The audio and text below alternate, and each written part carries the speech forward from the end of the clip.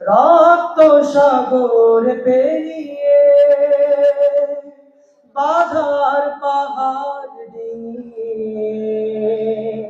রক্ত সাগর পেরিয়ে রুখ বেঁকে আরে পথ চলা আমাদের এই কাফেলা, আমাদের এই কাফেলা, আমাদের এই কাফেলা, আমাদের এই কাফেলা। আসসালামু আলাইকুম ওয়া রাহমাতুল্লাহ। এই সম্মানিত উপস্থিতি, আপনারা দেখতে পাচ্ছেন আমাদের মাঝে উপস্থিত হয়েছেন বাংলাদেশ ইসলামী ছাত্র শিবিরের সাবেক কেন্দ্রীয় সভাপতি রাজিউর রহমান পলাশ ভাই, এবং উপস্থিত হয়েছেন বাংলাদেশ ইসলামী ছাত্র শিবিরের কেন্দ্রীয় সেক্রেটারি জেনারেল নুরুল ইসলাম সাদ্দাম ভাই। আজকে প্রোগ্রামের পক্ষ থেকে ভাইদেরকে স্বাগত জানাচ্ছি এবং ভাইদেরকে অনুরোধ করছি মঞ্চে এসে আসন গ্রহণ করার জন্য। এবং উপস্থিত আছেন রংপুর মহানগর শাখার সম্মানিত সভাপতি নুরুল হুদা ভাই, ভাইকে মঞ্চে এসে আসন গ্রহণ করার জন্য বিনীতভাবে অনুরোধ করছি। এবং আরো উপস্থিত আছেন আমাদের উত্তর রংপুর অঞ্চলের সম্মানিত পরিচালক মেজবাউল করিম ভাই, ভাইকে মঞ্চে এসে আসন গ্রহণ করার জন্য বিনীতভাবে অনুরোধ করছি।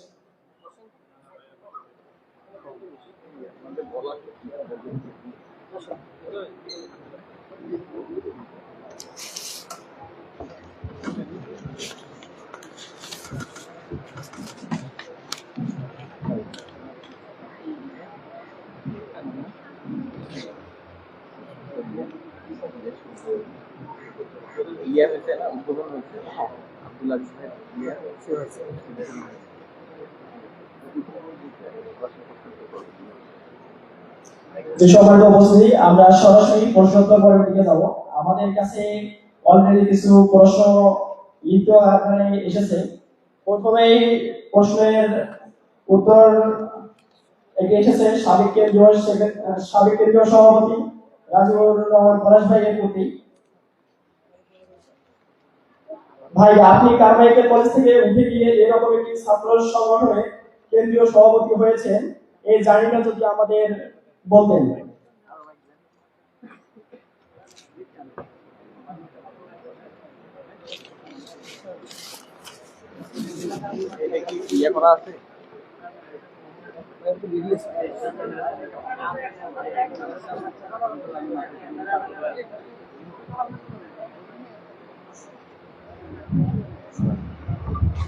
আসসালামু আলাইকুম ওয়া রাহমাতুল্লাহ।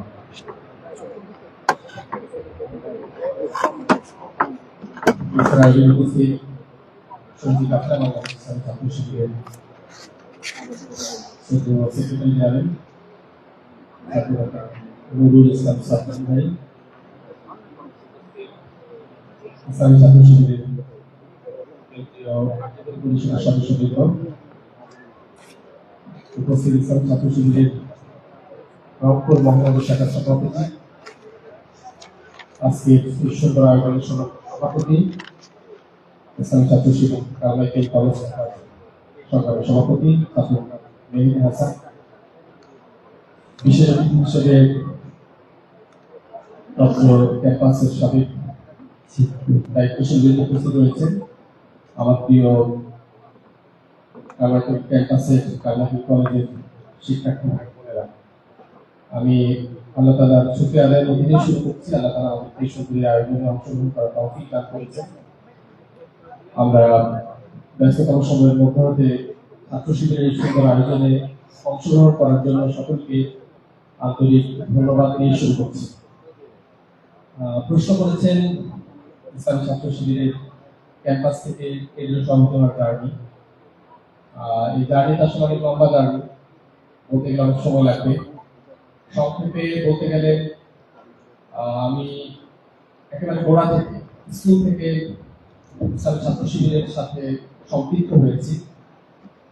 আমি ছাত্র শিবিরে সম্পৃক্ত হওয়ার আগের সময়টি আমার ছিল সেকুলার এনভায়রনমেন্টে আমি বড় হয়েছি ছোটবেলা থেকে।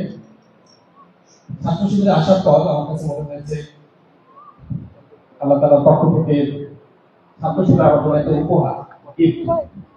ছাত্র শিবিরের মাধ্যমে আমি নিজেকে গড়ার সুযোগ পেয়েছি, উন্নত চরিত্রের মানুষ হিসেবে নিজেকে গড়ার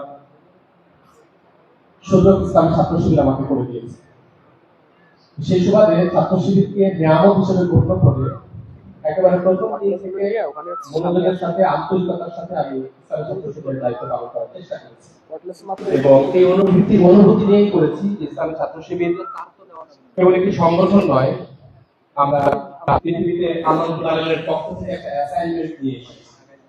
আল্লাহর পক্ষ থেকে আমাদের অ্যাসাইনমেন্ট হলো লিইউযহিরাহু আলা দীনি কুল্লিহি। পৃথিবীতে মানুষের শাসন ব্যবস্থার বিপরীতে আল্লাহর শাসন ব্যবস্থা প্রতিষ্ঠার কাজ আঞ্জাম দেয় এবং এই কাজটা আল্লাহ আমাদের জন্য খরচ করেছে। সেই অনুভূতি আসলে প্রতিটা দিন আন্তরিকতার সাথে সর্বোচ্চ আন্তরিকতার সাথে সর্বোচ্চ মনোযোগের সাথে সমর্থনের কাজ করার চেষ্টা করেছি। যখন যে অবস্থায় যে দায়িত্ব পালন করেছি, আল্লাহ আমাকে যতটুকু মেধা যতটুকু যোগ্যতা দিয়েছিলেন এর সর্বোচ্চ বিনিয়োগ করার চেষ্টা করেছি। আল্লাহ রাব্বুল আলামিনের ইচ্ছায় কারাতে কলেজ অত্র নগরীর দায়িত্ব পালন করার পর কেন্দ্রীয় সংগঠনে বেশ কিছুদিন দায়িত্ব পালন করেছি এবং আল্লাহ তাআলার ইচ্ছায় কেন্দ্রীয় সভাপতি হিসেবে দায়িত্ব পালন আল্লাহ তাআলার সিদ্ধান্তে করেছি বলে মনে করি। এটি আল্লাহ তাআলার পক্ষ থেকে আমি বলবো যে সারা দেশব্যাপী ইসলামী আন্দোলনের দাওয়াত কাজ করার একটা বিরাট সুযোগ, সেই সুযোগ আল্লাহ তাআলা আমাকে দান করেছেন। আমি এই ক্যাম্পাসে এসে দীর্ঘদিন পর ক্যাম্পাসে এসে আপনাদের সাথে সাক্ষাৎ করে জান করতে পেরে আমার ভালো লাগলো। শুকরিয়া। আশা করছি আপনাদের সাথে আমার আবারও দেখা হবে, কথা হবে ইনশাআল্লাহ। জি, ধন্যবাদ ভাইকে। এ পর্যায়ে বাংলাদেশ ইসলামী ছাত্র শিবিরের কেন্দ্রীয় সেক্রেটারি জেনারেল ভাইয়ের কাছে যাচ্ছি, নুরুল ইসলাম সাতান ভাইয়ের কাছে যাচ্ছি। আমাদের একটি প্রশ্ন এসেছে, জুলাই অভ্যুত্থানের মাস্টারমাইন্ড অনেকেই দাবি করেন, কেউ বলেন শিবির, কেউ বলেন শিবিরের ভূমিকাই ছিল না। আসলে আপনার কাছে জানতে চাই জুলাই অভ্যুত্থানের শিবিরের অবদান কি ছিল?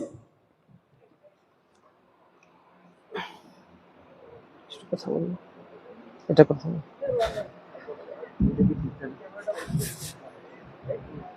ইদিন কটলেস গুলোতে।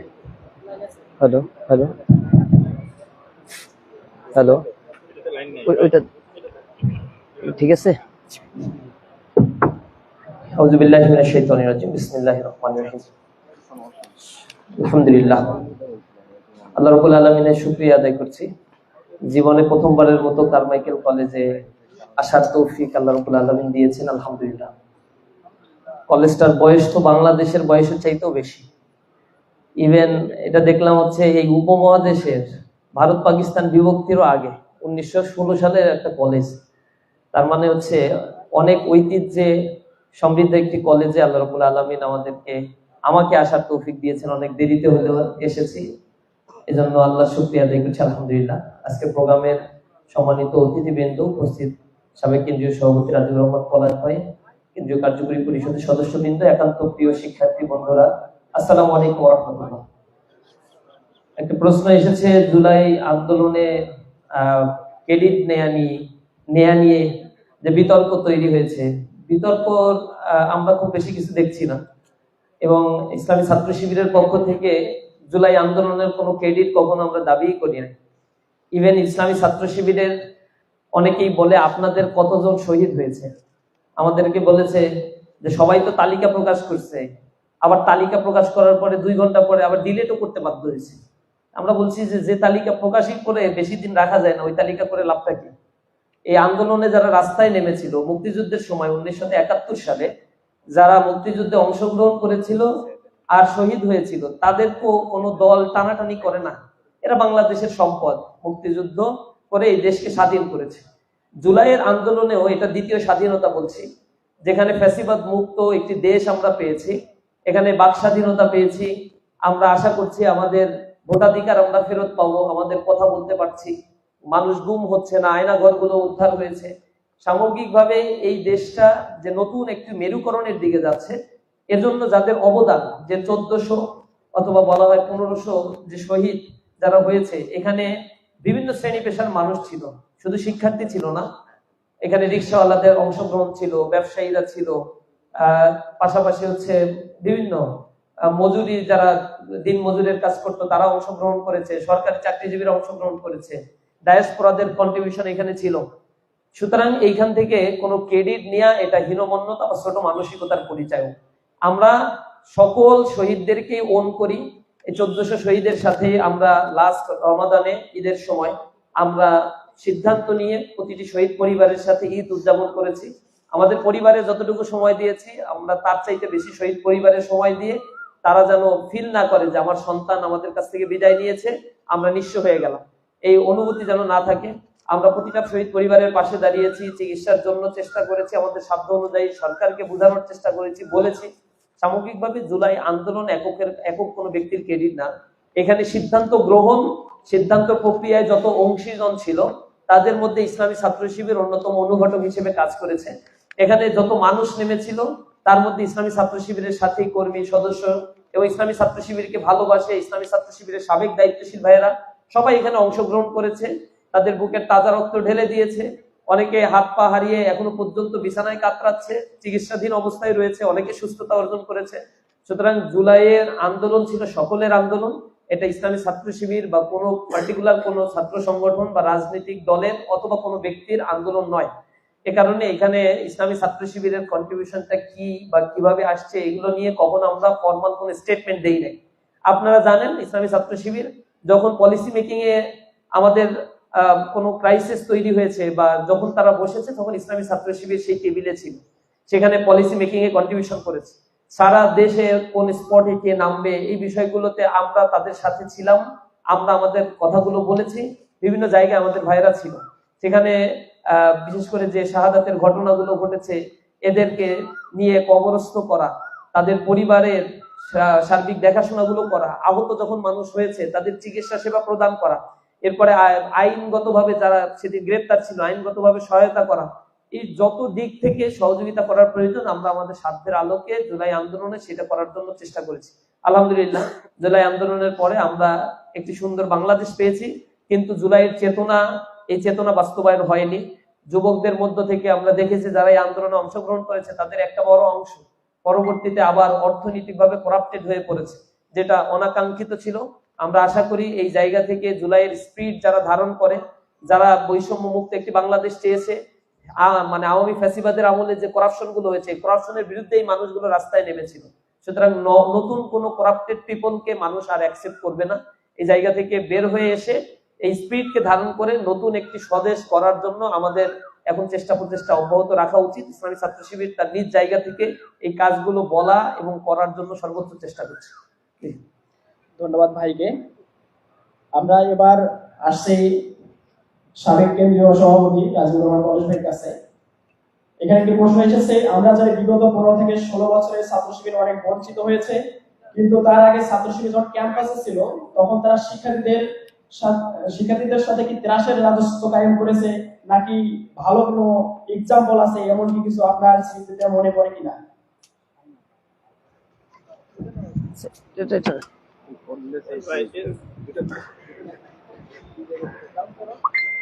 শুকরিয়া।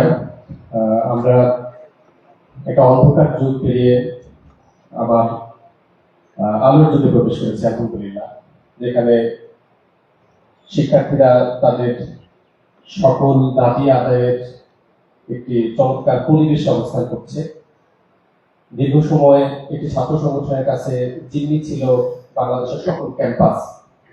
ছাত্র সংগঠনের সিদ্ধান্তে ক্যাম্পাস প্রশাসন চলতে বাধ্য হতো, ক্যাম্পাসের অধ্যক্ষ জিম্মি ছিল, ক্যাম্পাস প্রশাসন জিম্মি ছিল, ক্যাম্পাসের শিক্ষার্থীরা জিম্মি ছিল। আল্লাহ তাআলা শুকরিয়া আদায় করি, আল্লাহ রাব্বুল আলামিন 15 বছর বা তার অধিক সময়ে মুক্ত দশা থেকে বাংলাদেশের সকল ক্যাম্পাসকে মুক্ত করেছে আলহামদুলিল্লাহ। বাংলাদেশের ছাত্র রাজনীতির গৌরবোজ্জ্বল ইতিহাসের বিপরীতে ছাত্র রাজনীতি নিয়ে অনেক ধরনের কথা আছে, আপত্তি আছে। ছাত্র রাজনীতিতে যারা অতীতে লেজুর ভিত্তিক কোন একটি দলের এজেন্ডা পারপাস করতে ভূমিকা পালন করেছে, সেই সকল ছাত্র সংগঠনের ব্যাপারে আসলে অনেক কথা রয়েছে। এখন আমরা দেখতে পাই জুলাই আগস্টের পূর্বে এবং পরে এটি সাধারণ ছাত্ররা আওয়াজ তুলেছে যে ক্যাম্পাসে কোনো ধরনের লেজুর ভিত্তিক সংগঠন থাকবে না, এবং আমরা বিশ্বাস করি যে লেজুর ভিত্তিক মুক্ত রাজনীতি চর্চা ক্যাম্পাসে হলে ক্যাম্পাস সত্যিকার অর্থে সাধারণ শিক্ষার্থীদের ক্যাম্পাসে পরিণত হবে ইনশাআল্লাহ। আমরা এর আগে অর্থাৎ প্রশ্ন করেছেন যে আগের সময় আওয়ামী লীগ শাসনের পূর্বে ক্যাম্পাসে ইসলামী ছাত্র শিবিরের গঠনমূলক ভূমিকা ছিল কিনা। আমি বলবো যে আমরা দেখেছি এবং যারা সেই সময় ক্যাম্পাসে ইসলামী ছাত্র শিবিরের ভূমিকা দেখেছে তারা সবাই সাক্ষ্য দেবে এবং আমাদের সাথে দ্বিমত পোষণ করবে না আশা করছি। ক্যাম্পাসে ছাত্রদের সকল যৌক্তিক এবং নৈতিক আন্দোলনে ইসলামী ছাত্র শিবিরের ভূমিকা ছিল বলিষ্ঠ এবং অগ্রগামী। আবারও বলছি, যৌক্তিক এবং নৈতিক। যে ভূমিকাকে আমরা মনে করেছি যে নৈতিক এবং যে ভূমিকাকে আমরা মনে করেছি যৌক্তিক, এমন সকল ভূমিকায় ইসলামী ছাত্র শিবির অগ্র ভূমিকা পালন করেছে। ক্যাম্পাসে নতুন নতুন বিভাগ ওপেন করা, কার্যকরী ক্যাম্পাস নিয়ে আমি বলি, ক্যাম্পাসে রাস্তাঘাট সংস্কার করা, ক্যাম্পাসে সাধারণ শিক্ষার্থীদের শিক্ষার সুষ্ঠু পরিবেশ বজায় রাখা। ক্যাম্পাসে আমরা একটা সময় দেখেছি যে ক্যাম্পাসের পরিবেশ সুস্থ ছিল না, ক্যাম্পাসে অনৈতিকতার চর্চা হয়েছে। ইসলামী ছাত্র শিবির মাঝে মাঝে ওপেন দেন, মাঝে মাঝে ক্যাম্পাস নৈতিকতা সমৃদ্ধ ক্যাম্পাস গড়ে তোলার ক্ষেত্রে ইসলামী ছাত্র শিবিরের ভূমিকা ছিল। ক্যাম্পাসের এবং ক্যাম্পাস পার্শ্ববর্তী এলাকার আবাসন, ছাত্রাবাস, ছাত্র হোস্টেল সমূহে যেন শিক্ষার সুস্থ পরিবেশ থাকে, কোনো ধরনের দখলবাজি, টেন্ডারবাজি, কোনো দলের বিশেষ আধিপত্য যেন এখানে না থাকে, এই জন্য ইসলামী ছাত্র শিবির ভূমিকা পালন করেছে। আমরা এটা দৃঢ়তার সাথে বলতে চাই, ইসলামী ছাত্র শিবির যে সময় ক্যাম্পাসে তারা তাদের কার্যক্রম পরিচালনার সুযোগ পেয়েছে, সেই সময়টিতে ইসলামী ছাত্র শিবির সাধারণ ছাত্রদের বিপক্ষে অবস্থান নিয়েছে, সাধারণ ছাত্রদের স্বার্থের বিপরীতে কে কোনো কাজ করেছে, কোনো ভূমিকা পালন করেছে, আমি কোনো এক্সাম্পল নেই বলে আমরা দৃঢ়ভাবে বিশ্বাস করি। সকল অবস্থায় ছাত্র শিবির সাধারণ ছাত্রদের পাশে ছিল, আছে এবং থাকবে। এবং আমি আপনাদেরকে বলতে চাই যে অতীতে ইসলামী ছাত্র শিবিরের ভূমিকা কি ছিল এটা বোঝার সময় এসেছে। আপনারা এখন দেখবেন, আগামীতে দেখবেন ইসলামী ছাত্র শিবির এখানে কি ভূমিকা পালন করে। এখন ইন্টারিম গভর্নমেন্ট, যদি কোনো রাজনৈতিক সরকারও ক্ষমতায় চলে আসে, সামনে আসবে খুব স্বাভাবিকভাবে, একটি ইলেকশন হবে এবং রাজনৈতিক সরকার আসবে, এরপর আপনারা দেখবেন ইসলামী ছাত্র শিবির ক্যাম্পাসে কতটা পজিটিভ ভূমিকা পালন করে, শিক্ষার্থী বান্ধব ভূমিকা পালন করে। আপনারা এখন যা দেখবেন তাই অতীতে ইসলামী ছাত্র শিবির ভূমিকা পালন করে এসেছে। আমরা আশা করি আগামী দিনে সুন্দর কারমাইকেল কলেজ ক্যাম্পাস নির্মাণ এবং বাংলাদেশের সকল ক্যাম্পাসে ইসলামী ছাত্র শিবির শিক্ষার সুস্থ পরিবেশ তৈরি করা, শিক্ষার্থী বান্ধব পরিবেশ তৈরি করার ক্ষেত্রে ভূমিকা পালন করবে। আপনারা নিজেদের ক্যাম্পাস দেখার সুযোগ পাবেন। আজকের যুগে সোশ্যাল মিডিয়ার সুবাদে আপনারা সারা বাংলাদেশ দেখার সুযোগ রয়েছে, সারা বাংলাদেশের সকল ক্যাম্পাস ইসলামী ছাত্র শিবিরের ভূমিকা আপনাদের দেখার সুযোগ রয়েছে এবং আপনারা দেখবেন ইনশাআল্লাহ। এবং আপনাদের দেখা থেকে আপনারা মূল্যায়ন করবেন ইসলামী ছাত্র শিবির অতীতে কতটা গঠনমূলক কাজ করেছিল এবং এখন কতটা গঠনমূলক কাজ করছে। ধন্যবাদ ভাইকে। এই পর্যায়ে আমরা অডিয়েন্সের কাছে যাব। আমরা প্রশ্ন নেব দুইটি করে। আমরা এই পাশ থেকে প্রশ্ন আশা করতেছি।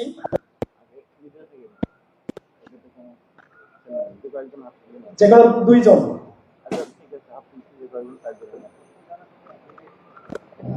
আসসালামু আলাইকুম। আমার জেনারেল সেক্রেটারি সাদ্দাম ভাইয়ের কাছে একটা কোশ্চেন, রাজনীর রহমান কলেজ ভাইয়ের কাছে একটা কোশ্চেন আছে। সাদ্দাম ভাইয়ের কাছে আমার কোশ্চেনটা হলো যে বাংলাদেশ ইসলামী ছাত্র শিবির নিয়ে বর্তমান ইন্টারিম গভর্নমেন্টের একজন উপদেষ্টা মাহফুজ আলম কিছুটা অশালীন ভঙ্গিতে একটি বক্তব্য উপস্থাপন করেছে এবং তিনি বলেছে যে বাংলাদেশ ইসলামী ছাত্র শিবির তাদের বর্তমান বিহেভিয়ার যদি চেঞ্জ না করে তাহলে তাদের বাপ দাদা কিংবা তাদের জামাত ইসলামী থেকে ভয়াবহ পরিণতি তাদের হবে।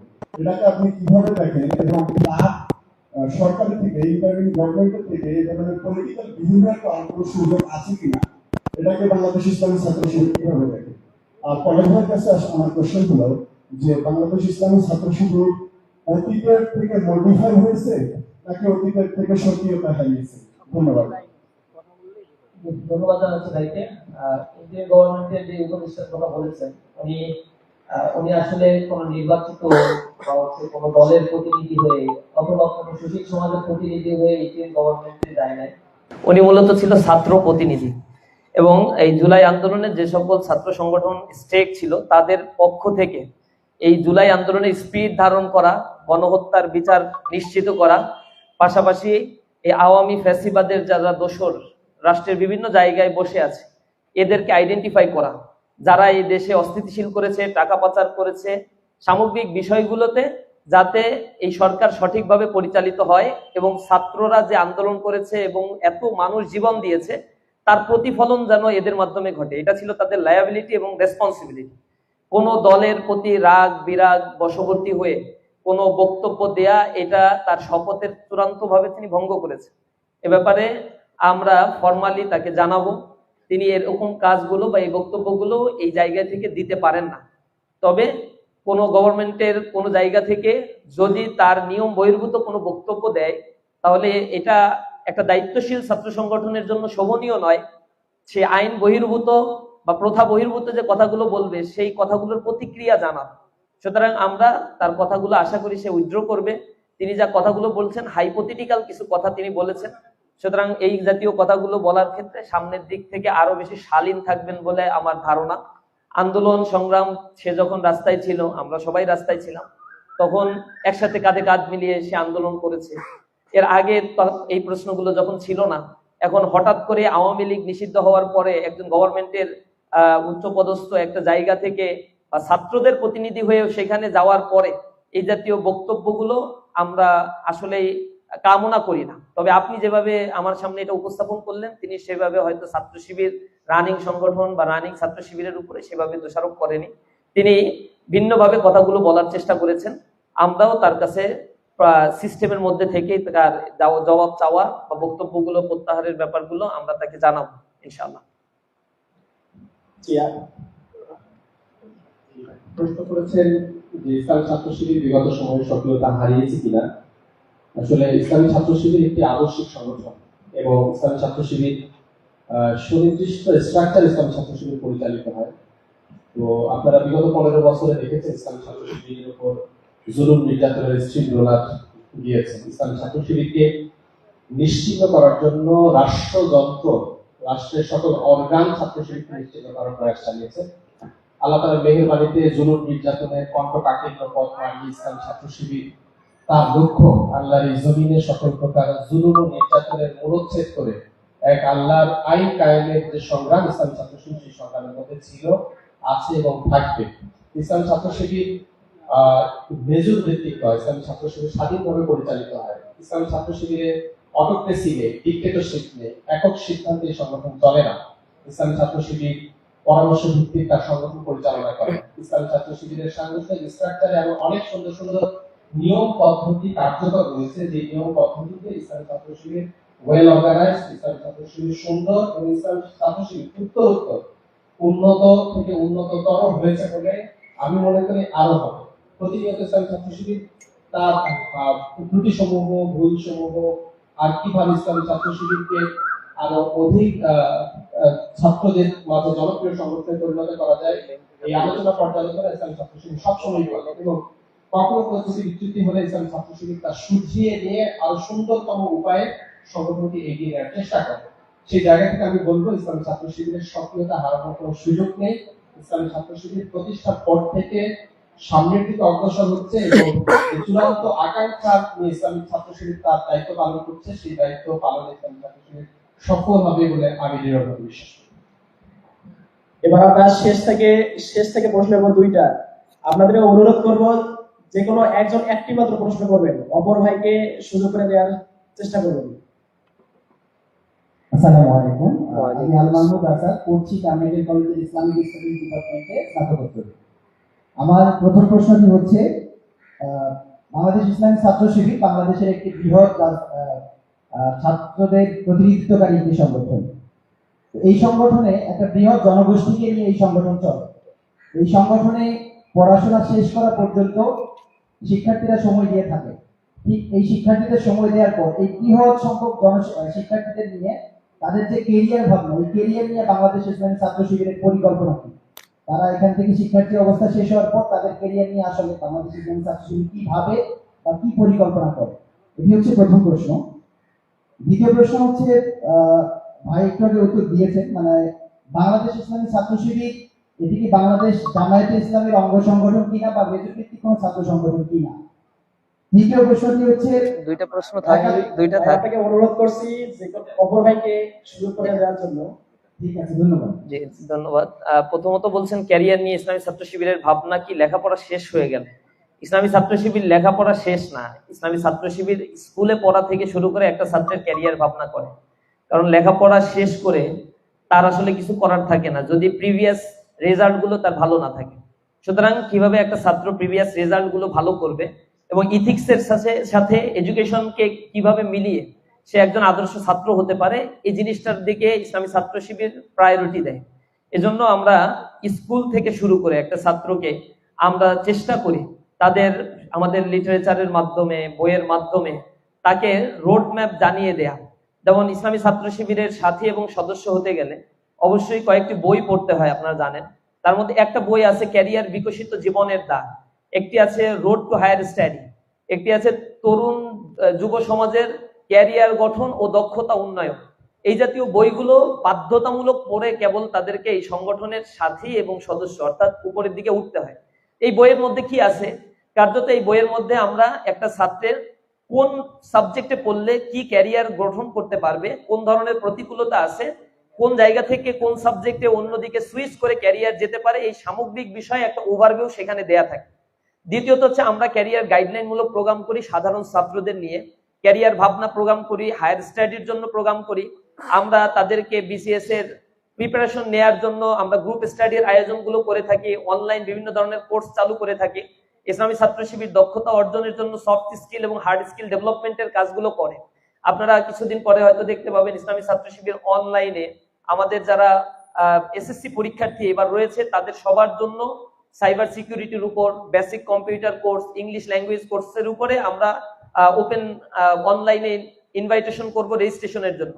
এর বাইরে বাংলাদেশের সব জেলা শাখাগুলোতে এবং আমাদের সাংগঠনিক যে কয়েকটি শাখা রয়েছে সেখানে এসএসসি পরীক্ষার পরে যে 1.5 মাস বা 2 মাস একটা ছাত্র সময় পায়, এই সময়ে যাতে তারা স্পোকেন ইংলিশটা ভালোভাবে শিখতে পারে, কম্পিউটারের ভালো নলেজটা ডেভেলপ করে। আর্টিফিশিয়াল ইন্টেলিজেন্সের এই সময় কম্পিউটারের খুঁটিনাটি অনেক জিনিসগুলো যেগুলো জানা তার জন্য খুবই জরুরি, যা তার ইন্টারপার্সোনাল স্কিলকে ডেভেলপ করবে, সফট স্কিল ডেভেলপ করবে। এই জিনিসগুলোর জন্য 2 মাস 6 মাসের কোর্সগুলো আমাদের র্যান্ডমলি পরিচালিত হয়। দ্বিতীয়ত হচ্ছে আপনি যদি বিদেশে হায়ার স্টাডি করতে যান তাহলে তৃতীয় বর্ষ থেকে বা ফাইনাল ইয়ার থেকেই একটা ছাত্রকে আমরা বিদেশে আমাদের যে সকল ভাইয়েরা ইসলামী ছাত্র শিবির আলহামদুলিল্লাহ লক্ষ লক্ষ ভাইয়েরা এখন পৃথিবীর সব দেশগুলোতে হায়ার স্টাডি করছে, ওয়েল এস্টাবলিশড বিভিন্ন ইউনিভার্সিটিতে প্রফেসরের দায়িত্ব পালন করছে, থিঙ্ক ট্যাঙ্ক অর্গানাইজেশনে কাজ করছে। আমরা এদের সাথে একটা ব্রিজিং করিয়ে দিই। যারা বিদেশে হায়ার স্টাডি করতে যেতে চায় তার ওয়েটা কি, কি প্রক্রিয়া অবলম্বন করলে সহজে যেতে পারবে, এই সহযোগিতা এবং পাশাপাশি বিদেশে যাওয়ার পরে তার থাকা আনুষঙ্গিক সকল বিষয়ে আমরা সাপোর্ট দিয়ে থাকি। এর বাইরে সে যদি নিবন্ধন পরীক্ষা দিয়ে শিক্ষক নিবন্ধন করতে চায় সেখানে আমাদের কোর্স আমরা চালু করে থাকি। বিভিন্ন ধরনের কোর্স একাডেমির বাইরে গিয়েও আমরা চালু করি। একাডেমিক রেজাল্ট ভালো করার জন্য ফার্স্ট ইয়ারে একটা ছাত্র আসলে নবীন বরণ প্রোগ্রামের আয়োজন করে থাকি, ক্যারিয়ার ভাবনা প্রোগ্রামের আয়োজন করে থাকি, মিট দ্য ব্রিলিয়ান্ট প্রোগ্রামের আয়োজন করে থাকি, সায়েন্স ফেস্ট প্রোগ্রামের আয়োজন করে থাকি। আমরা একটা ছাত্রকে নিয়ে কুইজ কম্পিটিশনের আয়োজন করে থাকি, একাডেমিক এক্সিলেন্সি ডেভেলপমেন্টের জন্য লেক্সিক্যাল মিনিং কন্টেস্টের আয়োজন করে থাকে। একটা ছাত্রের একাডেমিক রেজাল্ট ভালো হলে সিঙ্গেল ডিজিট করলে প্রতিটা ইউনিভার্সিটিতে গোল্ড মেডেল দেওয়ার আমাদের একটা প্রোগ্রাম রয়েছে। আমরা তাদেরকে উদ্বুদ্ধ করি, সিজিপিএ যার 3.5 এর উপরে আছে তাদেরকে আমরা ট্রেস দিয়ে সংবর্ধিত করার চেষ্টা করি, তাকে ইন্সপাইরেশন করি। পৃথিবীর বিভিন্ন জায়গায় যারা বড় বড় স্কলার রয়েছে, একাডেমিক্যালি দে আর সাকসেস, এই পার্সনদেরকে নিয়ে এসে আমরা ছাত্রদের মুখোমুখি করাই। বিভিন্ন সরকারি বিশ্ববিদ্যালয়, বিভিন্ন বড় বড় কলেজগুলোতে এই প্রোগ্রামগুলো আমাদের নিত্য নৈমিত্তিক প্রোগ্রাম। দীর্ঘ ফ্যাসিবাদের আমলে এই জাতীয় প্রোগ্রাম আমাদের করতে দেয়নি। এরপরেও আমরা সামিট প্রোগ্রামের আয়োজন, ওপেন সামিটের আয়োজন অনলাইনে করেছি। এই বছর, গত বছর থেকে আমরা টানা ইন্টারমিডিয়েট পড়ুয়া ছাত্রদের রেজিস্ট্রেশন কল করে আমরা বড় পরিসরে 2 দিন ব্যাপী আমরা সামিট প্রোগ্রামের আয়োজন করেছি। ইন্টারমিডিয়েটের রেজাল্ট ভালো করতে হয় কিভাবে, এরপরে এইখান থেকে পরবর্তী ক্যারিয়ার কিভাবে গঠন করবে, এই জাতীয় আয়োজন আছে।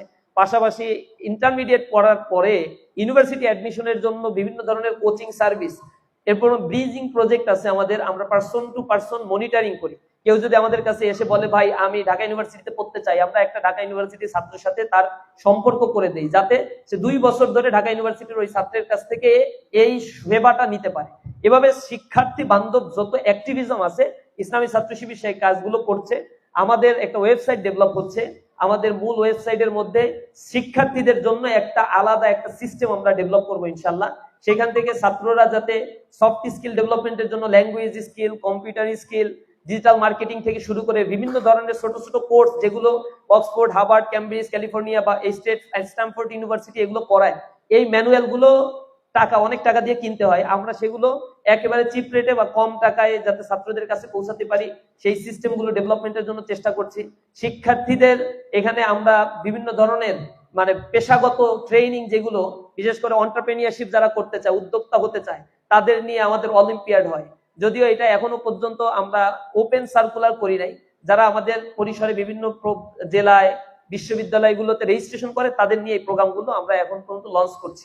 তো আমরা সামগ্রিকভাবে একটা ছাত্রের ক্যারিয়ারের যত ট্র্যাক আছে প্রত্যেকটি ট্র্যাকে যেন সে সাকসেস হতে পারে এই ব্যাপারে তাদের গাইডেন্স দেয়া এবং তাদের মনস্তাত্ত্বিকভাবে তাদেরকে এখানে তৈরি করা, একটা ব্রড মেন্টালিটি যেন তাদের হয়, এই ব্যাপারে আমরা ধারাবাহিকভাবে আমাদের কার্যক্রম পরিচালনা করছি আলহামদুলিল্লাহ। দ্বিতীয় কোশ্চেন করছেন লেজুর ভিত্তিক ছাত্র সংগঠনের ব্যাপারে। লেজুর ভিত্তিক ছাত্র সংগঠন বলতে আসলে কি বোঝায়? রাতের অন্ধকারে রাত 3টার সময় হঠাৎ করে একটা সিগনেচার করা হলো, ছাত্র সংগঠন অমুক তার সভাপতি এবং সেক্রেটারিকে আজকে থেকে দায়িত্ব থেকে অব্যাহতি দেওয়া হলো, নতুন সভাপতি এবং সেক্রেটারি দায়িত্ব পালন করবেন অ্যাক্টিং হিসেবে অমুক। সকালবেলা উঠে সেই সভাপতিকে ফোন দেওয়া হলো, ভাই আপনার তো পদ নাই। কোথায় পাইলে আমার পদ দেয়? সেই যে সার্কুলার দেখেন। বলে এটা তো আমি জানি না, আমার সাথে তো কথাও বলবে না, এত ত্যাগ স্যাক্রিফাইস আমাদের। তো যাদের এত ত্যাগ স্যাক্রিফাইস কিন্তু রাতের অন্ধকারে একটা স্বাক্ষরেই তার পদ থাকে না, এই মানুষগুলো খুবই অসহায় থাকে। তখন ওই দলের পারপাস সার্ভ করা ছাড়া, ওই দলের কথাগুলো বলা ছাড়া সেকেন্ড আর কোনো অপশন তাদের হাতে থাকে না। ইসলামী ছাত্র শিবিরের কেন্দ্রীয় সভাপতি এরকম কোন জায়গা থেকে সিগনেচার হয়ে তার দায়িত্ব অব্যাহতি হয়ে গিয়েছে এমন কোনো রেকর্ড নাই।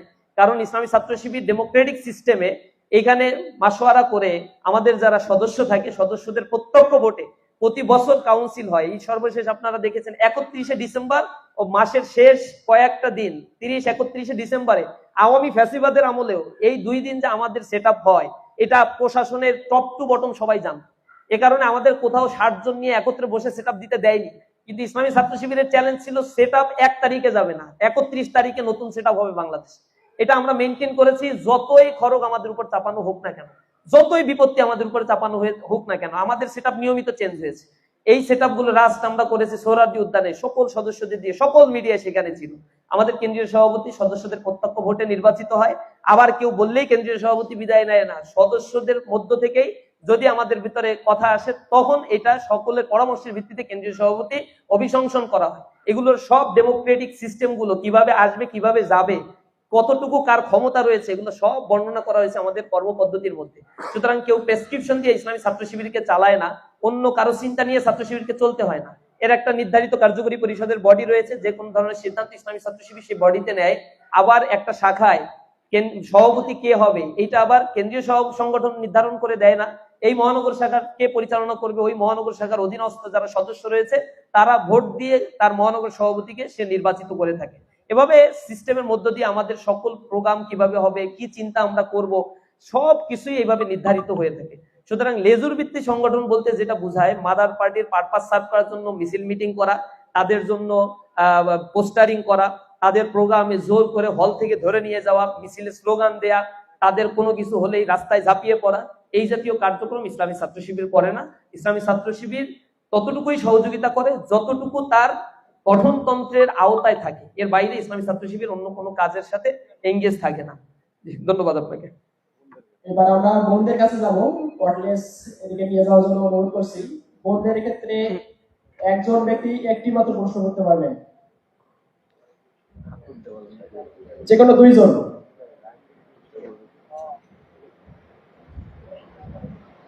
আসসালামু আলাইকুম।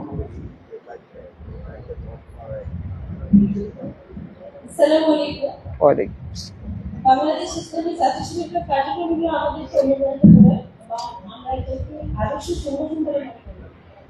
এখন আমার প্রশ্ন হচ্ছে, আমার মেয়েরা যদি এরকম সংগঠনের সাথে যুক্ত হতে চায় তাহলে বাংলাদেশ ইসলামী ছাত্র শিবির নামে কোনো সংস্থা আছে কিনা, যে কোনো ছাত্র শিবির, বাংলাদেশ ইসলামী ছাত্র সংস্থা নাই এখানে? ধন্যবাদ। আরেকটি প্রশ্ন, আরেকজন।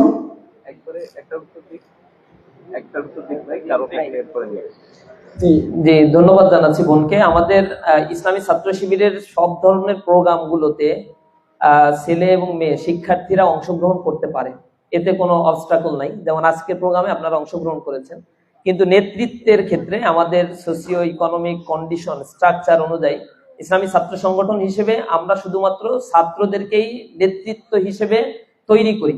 আমরা বিশ্বাস করি ছাত্রীদের স্বতন্ত্র প্ল্যাটফর্ম থাকা উচিত, যেখানে তাদের নেতৃত্ব তৈরি হবে, তারা নেতৃত্ব দিবে, তাদের অধিকারের কথা তারা বলবে এবং তাদের কথাগুলো তারা তাদের নিজস্ব পরিসরে তারা বলতে থাকবে। আমরা এইটা বিশ্বাস করি এবং আমরা আশা করি আপনারা সেই জাতীয় প্ল্যাটফর্মে যুক্ত হবেন। ইসলামী ছাত্রী সংস্থা রয়েছে, এরকম জাতীয় প্ল্যাটফর্ম ক্যাম্পাসগুলোতে কাজ করে, শুধু ছাত্রীদের অধিকার সংশ্লিষ্ট কাজগুলোই তারা করে। ইসলামী ছাত্র শিবির স্বতন্ত্রভাবে শুধুমাত্র ছাত্রদের নেতৃত্ব হচ্ছে ছাত্রদের কাছে, কিন্তু সকল শিক্ষার্থীদের নিয়ে ইসলামী ছাত্র শিবির ছাত্র বান্ধব কর্মসূচিগুলো গ্রহণ করে থাকে। জি, আর আরেকটি প্রশ্ন বোনদের কাছ থেকে শেষে।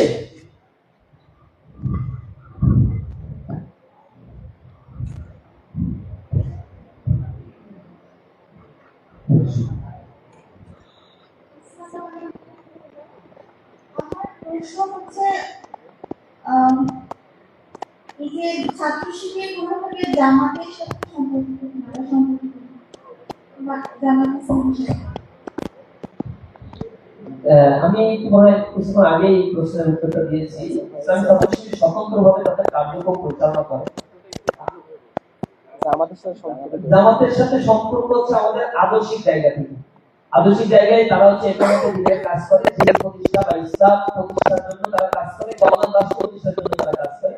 ইসলামী ছাত্র শিবির যে ছাত্রদেরকে তৈরি করে এই সমাজ ব্যবস্থায় একটি কল্যাণমুখী সমাজ গঠনের জন্যই কাজ করে।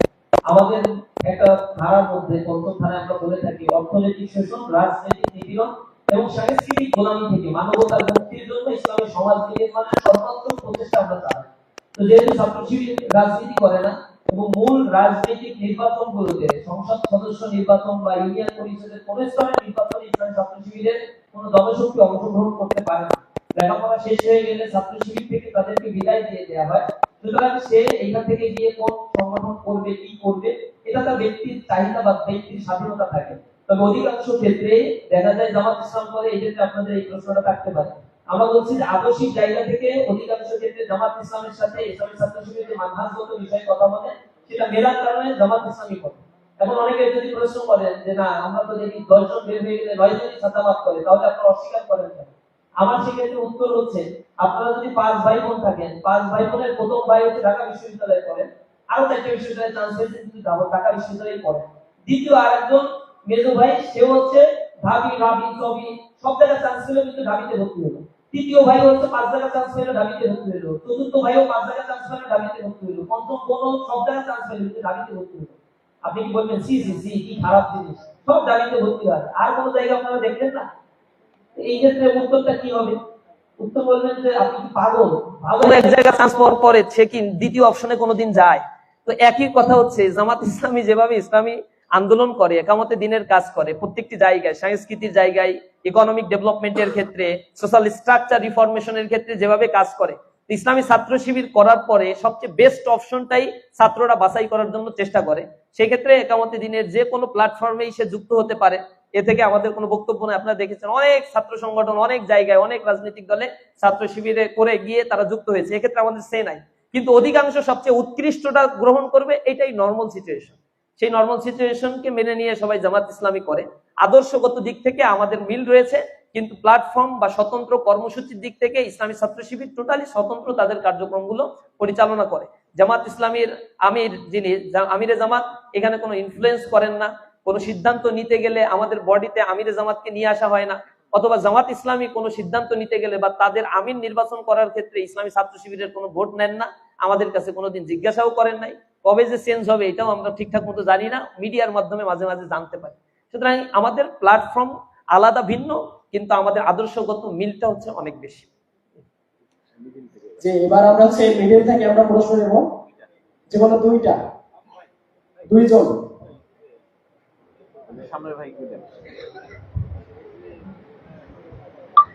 আসসালামু আলাইকুম ওয়া রাহমাতুল্লাহ। আমার প্রশ্নটা প্রধান অতিথি রাজিউর রহমান করা হয়ে গেছে। ভাষাগত সংস্কৃতির আগ্রাসনের বিরুদ্ধে সাধারণ স্টুডেন্ট নিয়ে ইসলামী ছাত্র শিবিরের কি কি পদক্ষেপ আছে? আর দ্বিতীয় প্রশ্ন হচ্ছে নুরুল ইসলাম সাদ্দাম ভাইয়ের কাছে, আপনি শিবির কেন করেন?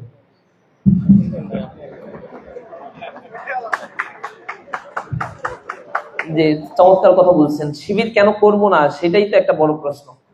কেন করি তো অনেক কারণে, কিন্তু কেন করি না তার কারণগুলো অনেক ক্ষেত্রে স্পেসিফিক আছে।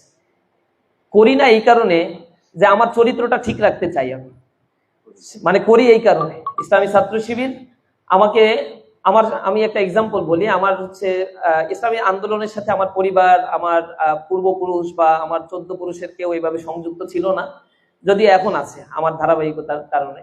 তো এখানে আমার এক মামাতো ভাই ছিল, দুইজনই একই সাথে লেখাপড়া করেছে। সে মামাতো ভাই সংগঠনে আসে নাই, সামহাউ তিনি লেখাপড়া থেকে সুইচ করেছেন। এখন তার চরিত্র বা সামগ্রিক অবস্থা হচ্ছে লেখাপড়া তো করতেই পারেন নাই, দ্বিতীয় স্টেজে গিয়ে একাধিক বিয়ে ইতিমধ্যেই করে ফেলেছেন, মাদকাসক্ত হয়ে পড়েছে, অনেকভাবে বোঝানো হয়েছে, বাবার সাথে খারাপ আচরণ করে, ইভেন তাকে অনেকবার বাবা ইচ্ছা করেই জেলখানায় ভরছে, যে কয়দিন জেলখানায় থাকলে সে কয়দিন তিনি শান্তিতে থাকতে পারবেন। এই সিচুয়েশনটা বোধ করি শুধু বাংলাদেশে আমার ঘরের ক্ষেত্রে হয়েছে এমনটি নয়, এটা প্রতিটা ঘরে ঘরে এরকম সিনারিও। আমাদের কাছে অজস্র মানুষ কান্নাকাটি করে আসে, বলে যে আমার ছেলেটা মাদকাসক্ত হয়ে পড়ছে, কিছু একটা করা যায় কিনা একটু দেখো। আপনারা দেখছেন কয়দিন আগে সাভারে এক মেয়ে তার বাপকে জবাই করছে। এর কারণগুলো দ্বিতীয় স্টেজে গিয়ে জানা গেল, ওই মেয়ে উচ্ছৃঙ্খল জীবনযাপন করত, সঠিক ইসলামের শিক্ষাগুলো তার ভিতরে ছিল না, যার ফলশ্রুতি বাবা এটা নিষেধ করতো, তাই জবাই করে ফেলছে। ঐশীর ঘটনা আপনাদের সবারই জানা আছে। ইসলামী ছাত্র শিবির যখন আমরা করতাম না, আমার মনে পড়ে আমি তো এসএসসি পরীক্ষার পরে গিয়ে ইসলামী ছাত্র শিবিরে যোগদান করি, এর আগ পর্যন্ত কখনো 5 ওয়াক্ত নামাজ পড়েছি এইভাবে আমার খুব বেশি মনে পড়ে না। রমাদান মাসে 2-1 দিন পড়তে পারলে এটা একটু ভালো লাগতো আমার, যে 5 ওয়াক্ত নামাজ পড়েছি, এই জন্য আল্লাহর কাছে আমি মাপ চাই গুনাহের জন্য। কিন্তু আমাকে যে নামাজ পড়তে হবে নিয়মিত, এটা যে ফরজ বিধান, এই জিনিসটা আমাকে শিখিয়েছে ইসলামী ছাত্র শিবির। আমাকে যে হালাল রুজি উপার্জন করতে হবে এটা শিখিয়েছে ইসলামী ছাত্র শিবির। পর্দার বিধান যে আমাকে মানতে হবে এটা শিখিয়েছে ইসলামী ছাত্র শিবির। ক্যারিয়ারের স্বপ্ন দেখতে হবে এটা শিখিয়েছে ইসলামী ছাত্র শিবির। একটা বড় নেটওয়ার্কিং ইসলামী ছাত্র শিবিরের মাধ্যমে তৈরি হয়। সুতরাং ইসলামী ছাত্র শিবির যে লক্ষ্য এবং উদ্দেশ্য, আল্লাহ প্রদত্ত রাসূল প্রদর্শিত জীবন বিধান অনুযায়ী, অর্থাৎ কোরআন এবং হাদিসের আলোকে একটা মানুষের সার্বিক জীবনের পুনর্বিন্যাস সাধন করে আল্লাহ সন্তুষ্টি অর্জন করার জন্য ইসলামী ছাত্র শিবির প্রত্যেকটি ছাত্রকে ডাকে। এজন্য আমরা বলি, we call you the rules of Islam, the way of Islam, the guidance of Islam. If this means politics to you, then this is our politics, absolutely this is our politics. Islami Chhatra শিবির ইসলামের দিকে মানুষকে ডাকে। এই ডাকে আহ্বানে যারা সাড়া দিয়ে আসে, আলহামদুলিল্লাহ, সে তার জীবনকে গঠন করতে পারে। লক্ষ লক্ষ ছাত্রকে আমরা আহ্বান জানাই, যে আসে আসে না সেটা তার ব্যক্তির সিদ্ধান্তের উপর আমরা ছেড়ে দিই, কাউকে জোর করি না বা জবাবের আওতায় আমরা নিয়ে আসি না। মুয়াজ্জিনের কাজ হচ্ছে ডাকা, কে নামাজে আসবে কি আসবে না সেটা মুয়াজ্জিনের কোনো দায় নেই। আমরা ছাত্রদেরকে এভাবে আহ্বান জানাই, আমাদেরকে আহ্বান জানিয়েছে, আল্লাহ রাব্বুল আলামিন আমাদের অন্তরকে কবুল করেছে। সে কারণে আমরা ভাইদের কাছে এসেছি, সোহবাত পেয়েছি, কথা শুনেছি, কথা বলেছি, সাহিত্য পড়েছি। মনে হয়েছে জীবনকে পরিবর্তনের জন্য এই প্ল্যাটফর্মটা খুবই দরকার। তা না হলে আমি আমার জীবন বোধটা শিখতে পারতাম না, একটা পশু হিসেবে নিজেকে তৈরি করতাম। এই সমাজ ব্যবস্থায় আপনি দেখবেন সবচেয়ে শিক্ষিত যারা, এরা সবচেয়ে বেশি করাপ্টেড। এ বাংলাদেশে বিগত সময় ফ্যাসিস্ট আওয়ামী লীগ ছিল, 234 বিলিয়ন ইউএস ডলার তারা পাচার করেছে। এই billion US dollar, 34 billion US dollar যদি থাকতো, তাহলে এই দেশ আয়রন ড্রোম দিয়ে ঘেরাও করে দেওয়া যেত, পারমাণবিক চুল্লি নির্মাণ করা যেত, এখানে আরো বেশি ইকোনমিক জোন, আরো 20টা ইকোনমিক জোন তৈরি করা যেত, পদ্মা সেতুর মতো এরকম আরো 10টা পদ্মা সেতু নির্মাণ করা যেত, টানেলের মতো আরো 50টা টানেল নির্মাণ করা যেত। এই যুব শ্রেণীর মধ্যে 29 লক্ষ যুব শ্রেণী এখন আমাদের অনার্স মাস্টার্স পাস করার পরে দে আর আনএমপ্লয়েড। তাদের প্রশিক্ষণের ব্যবস্থা নাই, তাদের কর্মসংস্থানের ব্যবস্থা নাই, তাদের বিদেশে পাঠাতে গেলে অনেক সমস্যা, হ্যাসেল। এই টাকাগুলো থাকলে এদেরকে এম্পাওয়ার্ড করা যেত, তাদের এম্পাওয়ারমেন্ট জেনারেশন, এমপ্লয়মেন্ট জেনারেশন করা যেত। এই জায়গাগুলোতে আমাদের দেশ ব্যর্থ, কারণ এই টাকাগুলো করাপ্টেড হয়ে বিদেশে সেকেন্ড হোম বানিয়েছে, আবার বিপদে পড়লে বিদেশে পাচার করে টাকাগুলো এখন আলিশান স্টাইলে তারা জীবনযাপন করছে। এগুলো সব শিক্ষিত, এগুলো কুলি মজুর, দিন মজুর না। কিন্তু এরকম টাকা পাচার করে ইসলামী ছাত্র শিবিরের জন্ম 1977 সালে। 77-এর পর থেকে এই 25 সাল, 47-48 বছর ধরে ইসলামী ছাত্র শিবির এমন কোন লোক দেখাতে পারবেন না সেকেন্ড হোম তৈরি করছে দেশে থেকে পাচার করে নিয়ে। এখানে তো এমপি ছিল অনেকেই, এখানে মন্ত্রী ছিল অনেকেই, কিন্তু সেকেন্ড হোম আমরা বানাই নাই জীবনে। আমাদের প্রথম কেন্দ্রীয় সভাপতি যেদিন তাকে গ্রেপ্তারি পরোয়ানা, তখন তিনি বিদেশে অবস্থান করছেন, তার ব্যবসায়িক কাজ, তাকে নিষেধ করা হয়েছিল, আসলেই সরকার গ্রেপ্তার করবে। সে বলছে আমি এগুলো ভয় করি না, আমার দেশে যদি আমার কপাল থাকে এটাই মৃত্যুর জন্য আমার জন্য পারফেক্ট, আমি শাহাদাতের মৃত্যু কামনা করি। তার কি ছিল না, বড় বড় ট্রাস্টের মালিক ছিলেন, ইবনে সিনা ট্রাস্ট, দিগন্ত মাল্টিমিডিয়া কর্পোরেশন, কেয়ারি সিন্দাবাদ, তার স্কুল কলেজ প্রতিষ্ঠান, বিলিয়ন বিলিয়ন ডলারের প্রতিষ্ঠান তিনি তৈরি করেছিলেন। কিন্তু দেশে আসছেন, গ্রেপ্তার হয়েছেন, দেশের মাটিতে শাহাদাত বরণ করছেন, লক্ষণ সেনের মতো পালায় যান নাই। ইসলামী ছাত্র শিবির এরকম কোনো কিছু শিখায় না একটা ছাত্রকে যে আমি দেশের জন্যই যা করার আমাকে শেখানো হয় সমৃদ্ধ বাংলাদেশ গড়ার লক্ষ্যে সৎ, দক্ষ, দেশপ্রেমিক নাগরিক তৈরি করতে হবে। এই জিনিসগুলোই আমাদেরকে আমাদের ইন্সপাইরেশন তৈরি করে দেয়। ধন্যবাদ। ধন্যবাদ ভাইকে। যে প্রশ্ন করেছেন সাংস্কৃতিক আগ্রাসন মোকাবেলায় ইসলামী ছাত্র শিবিরের ভূমিকা। ইসলামী ছাত্র শিবিরের মৌলিক কাজ হলো আসলে মানুষ তৈরি করা, যে মানুষ সত্যিকার অর্থে সুন্দর সমাজ গঠন করতে পারে। আমরা ছাত্র শিবিরের দিকে তাকালে দেখতে পাই যে সমাজের সুন্দরতম মানুষ আমরা এটি দাবি করি এবং বিশ্বাস করি ইসলামী ছাত্র শিবির। যদি আপনারা বলেন যে বাংলাদেশে একসাথে কয়েক লক্ষ ছাত্রের নাম বলেন যারা নেশা করে না, তাহলে 3টা শব্দে বলে ফেলা যায় বাংলাদেশ ইসলামী ছাত্র শিবির। যদি আমরা বলতে চাই যে বাংলাদেশে সকল ধরনের অনৈতিকতা থেকে মুক্ত হয়ে উন্নত চরিত্র গঠন করতে সক্ষম হয়েছে এমন কয়েক লক্ষ ছাত্রের নাম বলেন, তবুও 3টা শব্দে বলে ফেলা যায় বাংলাদেশ ইসলামী ছাত্র শিবির। ইসলাম ছাত্র শিবিরের দিকে তাকালে আপনি বুঝবেন ইসলাম ছাত্র শিবির সকল ধরনের আগ্রাসন, সাংস্কৃতিক আগ্রাসন, প্রযুক্তির আগ্রাসন, সোশ্যাল মিডিয়ার আগ্রাসন এর মোকাবেলায় ইসলাম ছাত্র শিবির তার পদ্ধতি অনুসরণ করে তার জনশক্তিদেরকে সুনির্দিষ্ট প্রশিক্ষণ পদ্ধতিতে গড়ে তোলে। ভাইকে প্রশ্ন করেছেন সাধারণ ছাত্রদের ইসলামী ছাত্র শিবিরের ভূমিকা আছে কিনা। সর্বদাই ইসলামী ছাত্র শিবিরের একজন জনশক্তির মিশন হলো সে নিজে উন্নত চরিত্রের মানুষ হবে এবং সমাজের তরুণ যুব সমাজকে উন্নত চরিত্রের মানুষ গড়ার দিকে আহ্বান করবে, তাদেরকে গড়ে তোলার জন্য ভূমিকা পালন করবে। আমি মনে করি আজকের এই মেধাবীদের মুখোমুখি এমন একটি আয়োজন এবং নিয়মিত ইসলামী ছাত্র শিবির নৈতিকতার দাওয়াত দেয়, চরিত্র গঠনের দাওয়াত দেয়, গড্ডালিকা প্রবাহে সমাজের তরুণ সমাজ যেদিকে ধাবিত হচ্ছে সেই দিকে ধাবিত না হয়ে আদর্শ মানুষ হওয়ার আহ্বান ইসলামী ছাত্র শিবিরের রেগুলার আহ্বান। এবার ইসলামী ছাত্র শিবির সুন্দর সুন্দর প্রকাশনা সাধারণ ছাত্রদের হাতে পৌঁছে দেওয়ার চেষ্টা করে। এই প্রকাশনা সমূহে আসলে এমন অনেক মেসেজ দেওয়া থাকে যা আপনার জীবন পরিবর্তনকারী। যে মেসেজ সমূহ আপনি পাঠ করার মধ্য দিয়ে, জানার মধ্য দিয়ে আপনি নিজেকে পরিবর্তন করতে পারেন। সাধারণ শিক্ষার্থীদের হাতে ইসলামী ছাত্র শিবির জ্ঞান গবেষণামূলক সাহিত্য পৌঁছে দেওয়ার চেষ্টা করে, যে সাহিত্য সমূহ পাঠ করার মধ্য দিয়ে, পড়ার মধ্য দিয়ে সেই সুন্দর মানুষ হিসেবে নিজেদেরকে করতে পারে। ইসলামী ছাত্র শিবিরের এই নানামুখী আয়োজন আমরা বিগত 15 বছর সীমাবদ্ধতা সহ বাস্তবায়ন করার চেষ্টা করেছি। আমরা বিশ্বাস রাখি 5 আগস্টের বিপ্লব পরবর্তী সময়ে যখন আমরা স্বাধীনভাবে কাজ করার সুযোগ ইসলামী ছাত্র শিবির পাচ্ছি, ইসলামী ছাত্র শিবিরের এই কার্যক্রম সমূহ আপনারা অধিক পরিমাণে দেখতে পাবেন বলে আশা করছি। ধন্যবাদ ভাইকে। এ পর্যায়ে শেষ থেকে আমরা 2 প্রশ্ন নেব। ভাই এখানে একটা কর্টলেস দেন যে আপনি বলেন। আসসালামু আলাইকুম। আমার প্রশ্ন হচ্ছে যে 1971 নিয়ে বরাবরই বাংলাদেশ ইসলামী ছাত্র শিবিরকে প্রশ্ন বিন্যাস করার চেষ্টা করা হয়, এই ব্যাপারে আপনাদের বক্তব্য কি? কে বলবে? জি, ধন্যবাদ জানাচ্ছি। চমৎকার প্রশ্ন করছেন একটি। 1971 সালে ইসলামী ছাত্র শিবিরের তো জন্মই হয় নাই।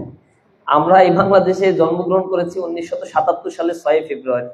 সুতরাং 71 সালের প্রশ্নটা অবান্তর প্রশ্ন, ইসলামী ছাত্র শিবিরের সাথে এটা যায় না। আমরা এই দেশের স্বাধীনতার সার্বভৌমত্ব মেনে নিয়ে এই আন্দোলন আমরা পরিচালনা করছি। এই স্বাধীনতার পরে 48 বছরের আমাদের এই পথ চলায় ইসলামী ছাত্র শিবির এই দেশের সার্বভৌমত্বের জন্য হুমকি হয় এমন একটা কার্যক্রমের সাথেও তারা জড়িত নয়। করাপশন করেনি, দর্শন করেনি, লুটপাট করেনি, অগ্নিসংযোগ করেনি, ছিনতাই করেনি। তারা মানে অপকর্মের সাথে জড়িত নয়, টাকা পাচারের সাথে জড়িত নয়। আমরা এই দেশকে ওন করি, এই সার্বভৌমত্বকে মেনে নিয়ে নিজেদের জীবন বিলীন করে দিয়েছি। ভারতের আধিপত্যবাদের বিরুদ্ধে কথা বলতে গিয়ে আমাদের ভাইদের শহীদ হতে হয়েছে। ছাত্র শিবির ট্যাগ দিয়ে আবরার ফাহাদকে প্রকাশ্যে পিটিয়ে কিভাবে হত্যা করা হয়েছে আপনারা দেখেছেন। যার বিনিময়ে বুয়েটের মতো জায়গা থেকে 20-22 জন ছাত্রকে আবার ফাঁসির দণ্ড নিয়ে এখনো কারাগারে দিনাতিপাত করতে হচ্ছে। তারা এখন আফসোস করে, জেলখানায় গিয়ে তাদের সাথে দেখা হয়েছে, তারা কান্নাকাটি করে, অনেকে হাফেজ হয়ে গিয়েছে, আফসোস করে যে কেন ছাত্রলীগ করলো, চরিত্রটা তো গেলই, দুনিয়ার জীবনটাও গেল না।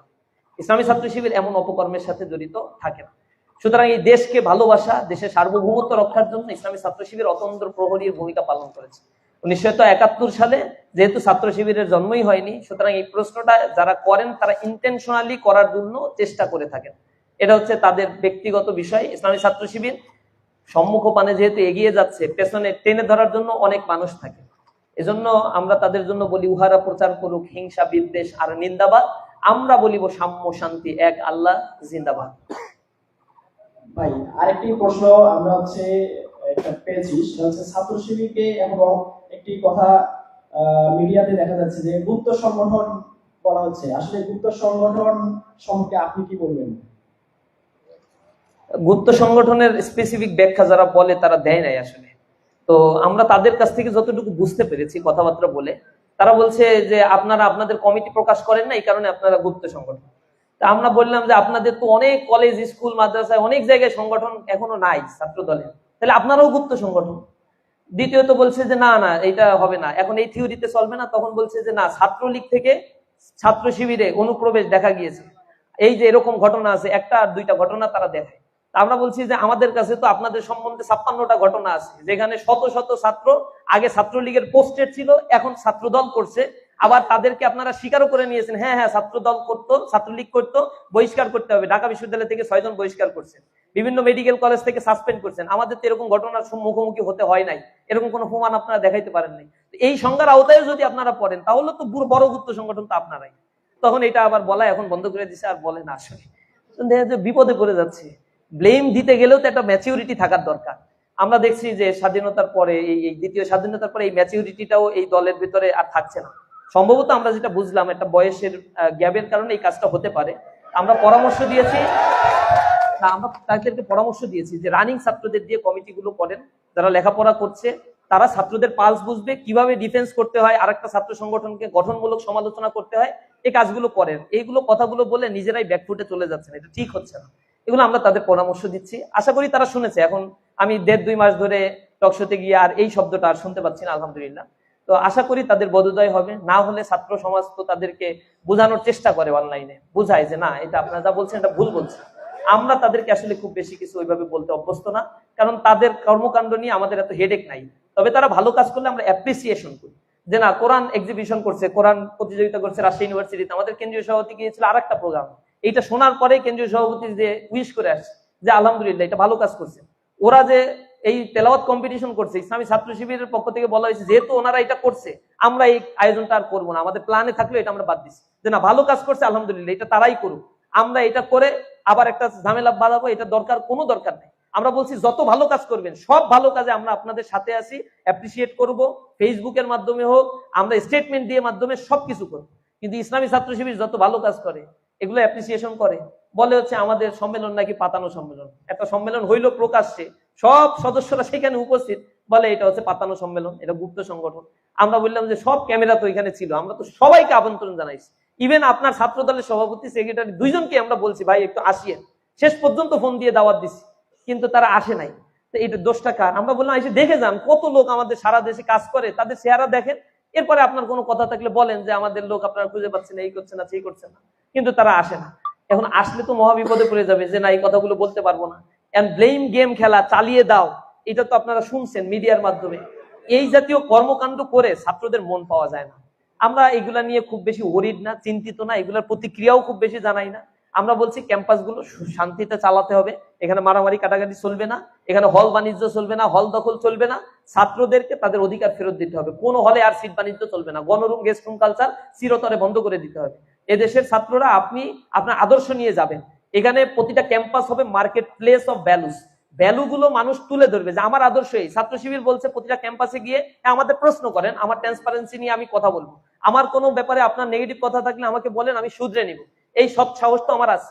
আমরা বলছি প্রতিটা ক্যাম্পাসে আপনারাও গিয়ে এরকম আহ্বান জানান ছাত্রদেরকে, সমালোচনা করুক, সমালোচনা নিতে থাকেন এবং ছাত্রদের কল্যাণের জন্য কাজ করেন। ক্যাম্পাসগুলো ছাত্র বান্ধব হয়ে উঠুক, ছাত্ররা কিছু পাক, ছাত্র সংগঠনগুলো থেকে যখন পাবে তখন ছাত্ররা বুঝতে পারবে ছাত্র রাজনীতির গুরুত্ব এবং প্রয়োজনীয়তা কি, তখন ছাত্র রাজনীতি নিষিদ্ধের পক্ষে তারা কোনো কথা বলবে না। আমরা দেখেছি, আমরা বিভিন্ন জায়গায় ছাত্র শিবির আগে থেকেই করতো, ট্রেন করে যারা ভর্তিচ্ছু ছাত্র আছে তাদেরকে সহযোগিতা করা, তারা আমাদের কাছে আসতো, তারা আমাদের ট্রেন্ডে বসতো, তাদেরকে আমরা সিট দেখিয়ে দিতাম, তাদেরকে বিভিন্ন ধরনের হেল্প আমরা করার জন্য চেষ্টা করতাম। তারাও এই বছর এই কাজগুলো প্রতিটা ক্যাম্পাসে করছে, আমরা তাদেরকে ওয়েলকাম জানিয়েছি। এভাবে সহাবস্থান থাকবে, ক্যাম্পাসে কল্যাণমুখী কাজ প্রত্যেকের জায়গা থেকে আমরা করব, একজন আরেকজনকে ছাড়িয়ে যাওয়ার চেষ্টা করব। আর ছাত্ররা এগুলো দেখে উপকৃত হবে, এগুলো দেখে ছাত্র সংগঠনের সুন্দর পরিবেশগুলো দেখে তারা এই রাজনীতির প্রতি আকৃষ্ট হবে। রাজনীতি মানেই হচ্ছে ঘৃণা, রাজনীতি মানেই হচ্ছে খারাপ। এই ট্রমা থেকে এই সমাজকে বের করে নিয়ে আসতে হবে। এজন্য আমরা তাদেরকে ইনভাইটেশন জানাই। আর এই ব্লেম গুলো বা এই ব্লেম গেম খেলা থেকে আমরা আশা করি তারা বিরত থাকবে। আমরা এই পারস্পরিক কাদা ছোড়াছুরি করে খুব বেশি কল্যাণ এখানে কারো জন্যই নাই। আমাদের এই জায়গা থেকে আমরা সর্বোচ্চ চেষ্টা করছি শান্ত থাকার, শান্ত রাখার, এবং কোনো বিষয়ে উত্তেজিত করলেই যেন উত্তেজিত আমরা না হয়ে পড়ি। এক্ষেত্রে আমরা সর্বোচ্চ নমনীয় সহনশীলতার পরিচয় দেওয়ার জন্য সর্বোচ্চ চেষ্টা করছি। ধন্যবাদ ভাইকে। এই পর্যায়ে একটি মাত্র প্রশ্ন নেব। আর ভাইয়ের কাছে। আসসালামু আলাইকুম। যেহেতু সমাগম সরাসরি প্রশ্নটা করছি, আহমেদ সাহেব প্রবন্ধে লিখেছেন প্রতিটা রাজনৈতিক দল তার ক্ষমতা বিস্তার করবার জন্য একটা করে দাঙ্গা বাহিনী পোষে। তো এখনো বাংলা ছাত্র শিবিরের কাছে প্রশ্ন, আপনারা ভবিষ্যতে এরকম দাঙ্গা বাহিনী হিসেবে কাজ করবেন কি না? ক্ষমতার প্রশ্নে বাংলাদেশ ইসলামিক ছাত্র শিবিরের অবস্থানটা জানতে চাচ্ছি। ধন্যবাদ। প্রশ্নগুলো সুযোগ দেওয়ার জন্য। জি, ধন্যবাদ জানাচ্ছি। এটা আপনারা তো বিগত সময়গুলোতে দেখতে দেখতে অভ্যস্ত। জুলাই আন্দোলনে আমরা এটা দেখে অভ্যস্ত হয়েছি যে ছাত্র মানে নিষিদ্ধ ছাত্রলীগ তাদের কর্মীদের হাতে অস্ত্র ছিল, আগ্নেয়াস্ত্র, একবারে ডাইরেক্ট শুট করে মেরে ফেলছে ছাত্রদেরকে। এই জাতীয় কর্মকাণ্ডগুলো করার কারণে এটাকে একটা লাঠিয়াল বাহিনী বলা হচ্ছে। তারা ছাত্রত্ব, আমি আমার এলাকায়, আমার বাড়ি খুলনাতে, সেখানে তাদের সংগঠনের যিনি সভাপতি, আমি যখন খুবই ছোট প্রথম ছাত্র শিবিরে আসছি ওয়ার্ড সভাপতি, তখন তাকে আমি দেখছি যে সে মহানগর সভাপতি। তো একই জায়গায় বাসা, সম্পর্ক ভালো। বড় হয়ে মহানগর সভাপতি আমি যখন হইলাম, তখন আমি তাকে বললাম, ভাই আমি কিন্তু এখন মহানগর সভাপতি। সে বলছে, হ্যাঁ কোনো কিছু লাগলে জানাইস, সমস্যা নাই।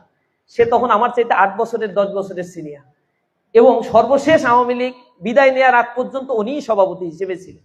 তিনি আবার যুবলীগেরও সভাপতি ছিলেন। দাড়ি টাড়ি উঠে ছেলে মেয়ে বড় হয়ে স্কুল কলেজে যাচ্ছে, কিন্তু কমিটি চেঞ্জ হয় না। এখন এরা কি কারণে এই কাজগুলো করছে? তারা তো ওই লোকাল এরিয়াগুলোতে, ঢাকা ইউনিভার্সিটিতে হয়তো এজটা ঠিকঠাক মতো রেখেছে, লোকাল এরিয়াগুলোতে তারা একটা বাহিনী পুষত, এবং যারা গাঁজা খেত, নিয়মিত সেবন করত, গ্যাং পুষত, কিশোর গ্যাং, এগুলো ছিল তাদের হাতিয়ার। ইসলামী ছাত্র শিবিরের কার্যত এত টাকা পয়সাও নাই যে কাউকে মিছিলে নিয়ে এসে 500-1000 টাকা করে ধরাই দিয়ে তারপরে হচ্ছে তাদেরকে দিয়ে কোনো কাজ করাবে। ইসলামী ছাত্র শিবিরের যা সম্পদ, যে ছাত্ররা ছাত্র শিবির করে, এই সকল ছাত্র শিবিরের ভাইরাই হচ্ছে ইসলামী ছাত্র শিবিরের সম্পদ। দ্বিতীয় হচ্ছে, রাজনৈতিক জায়গা থেকে ইসলামী ছাত্র শিবির কোনো নির্বাচনে অংশগ্রহণ করে না।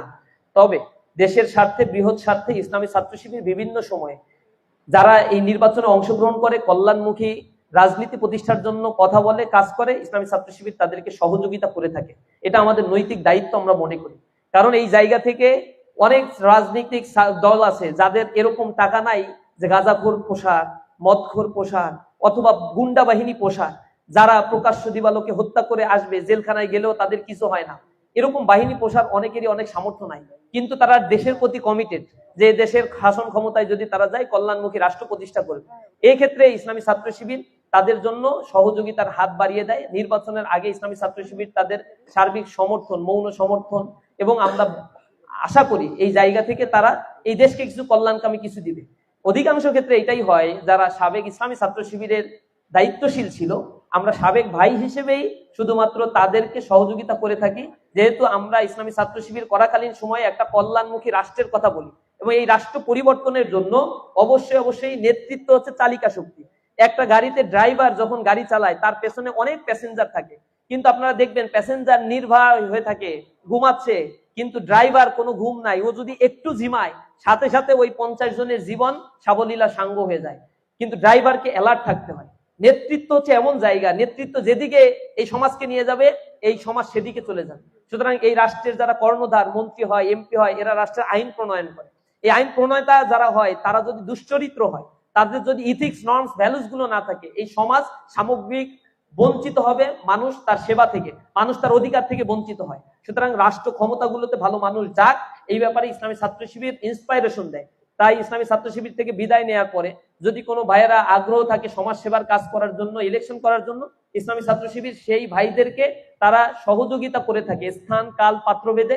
আমরা এই মাত্রাগুলো বাড়াবো বা কমাবো, কতটুকু করি, এগুলো আমরা কেন্দ্রীয় সিদ্ধান্ত জানানোর পরে পর্যালোচনা করে এই সহযোগিতাগুলো আমরা করে থাকি।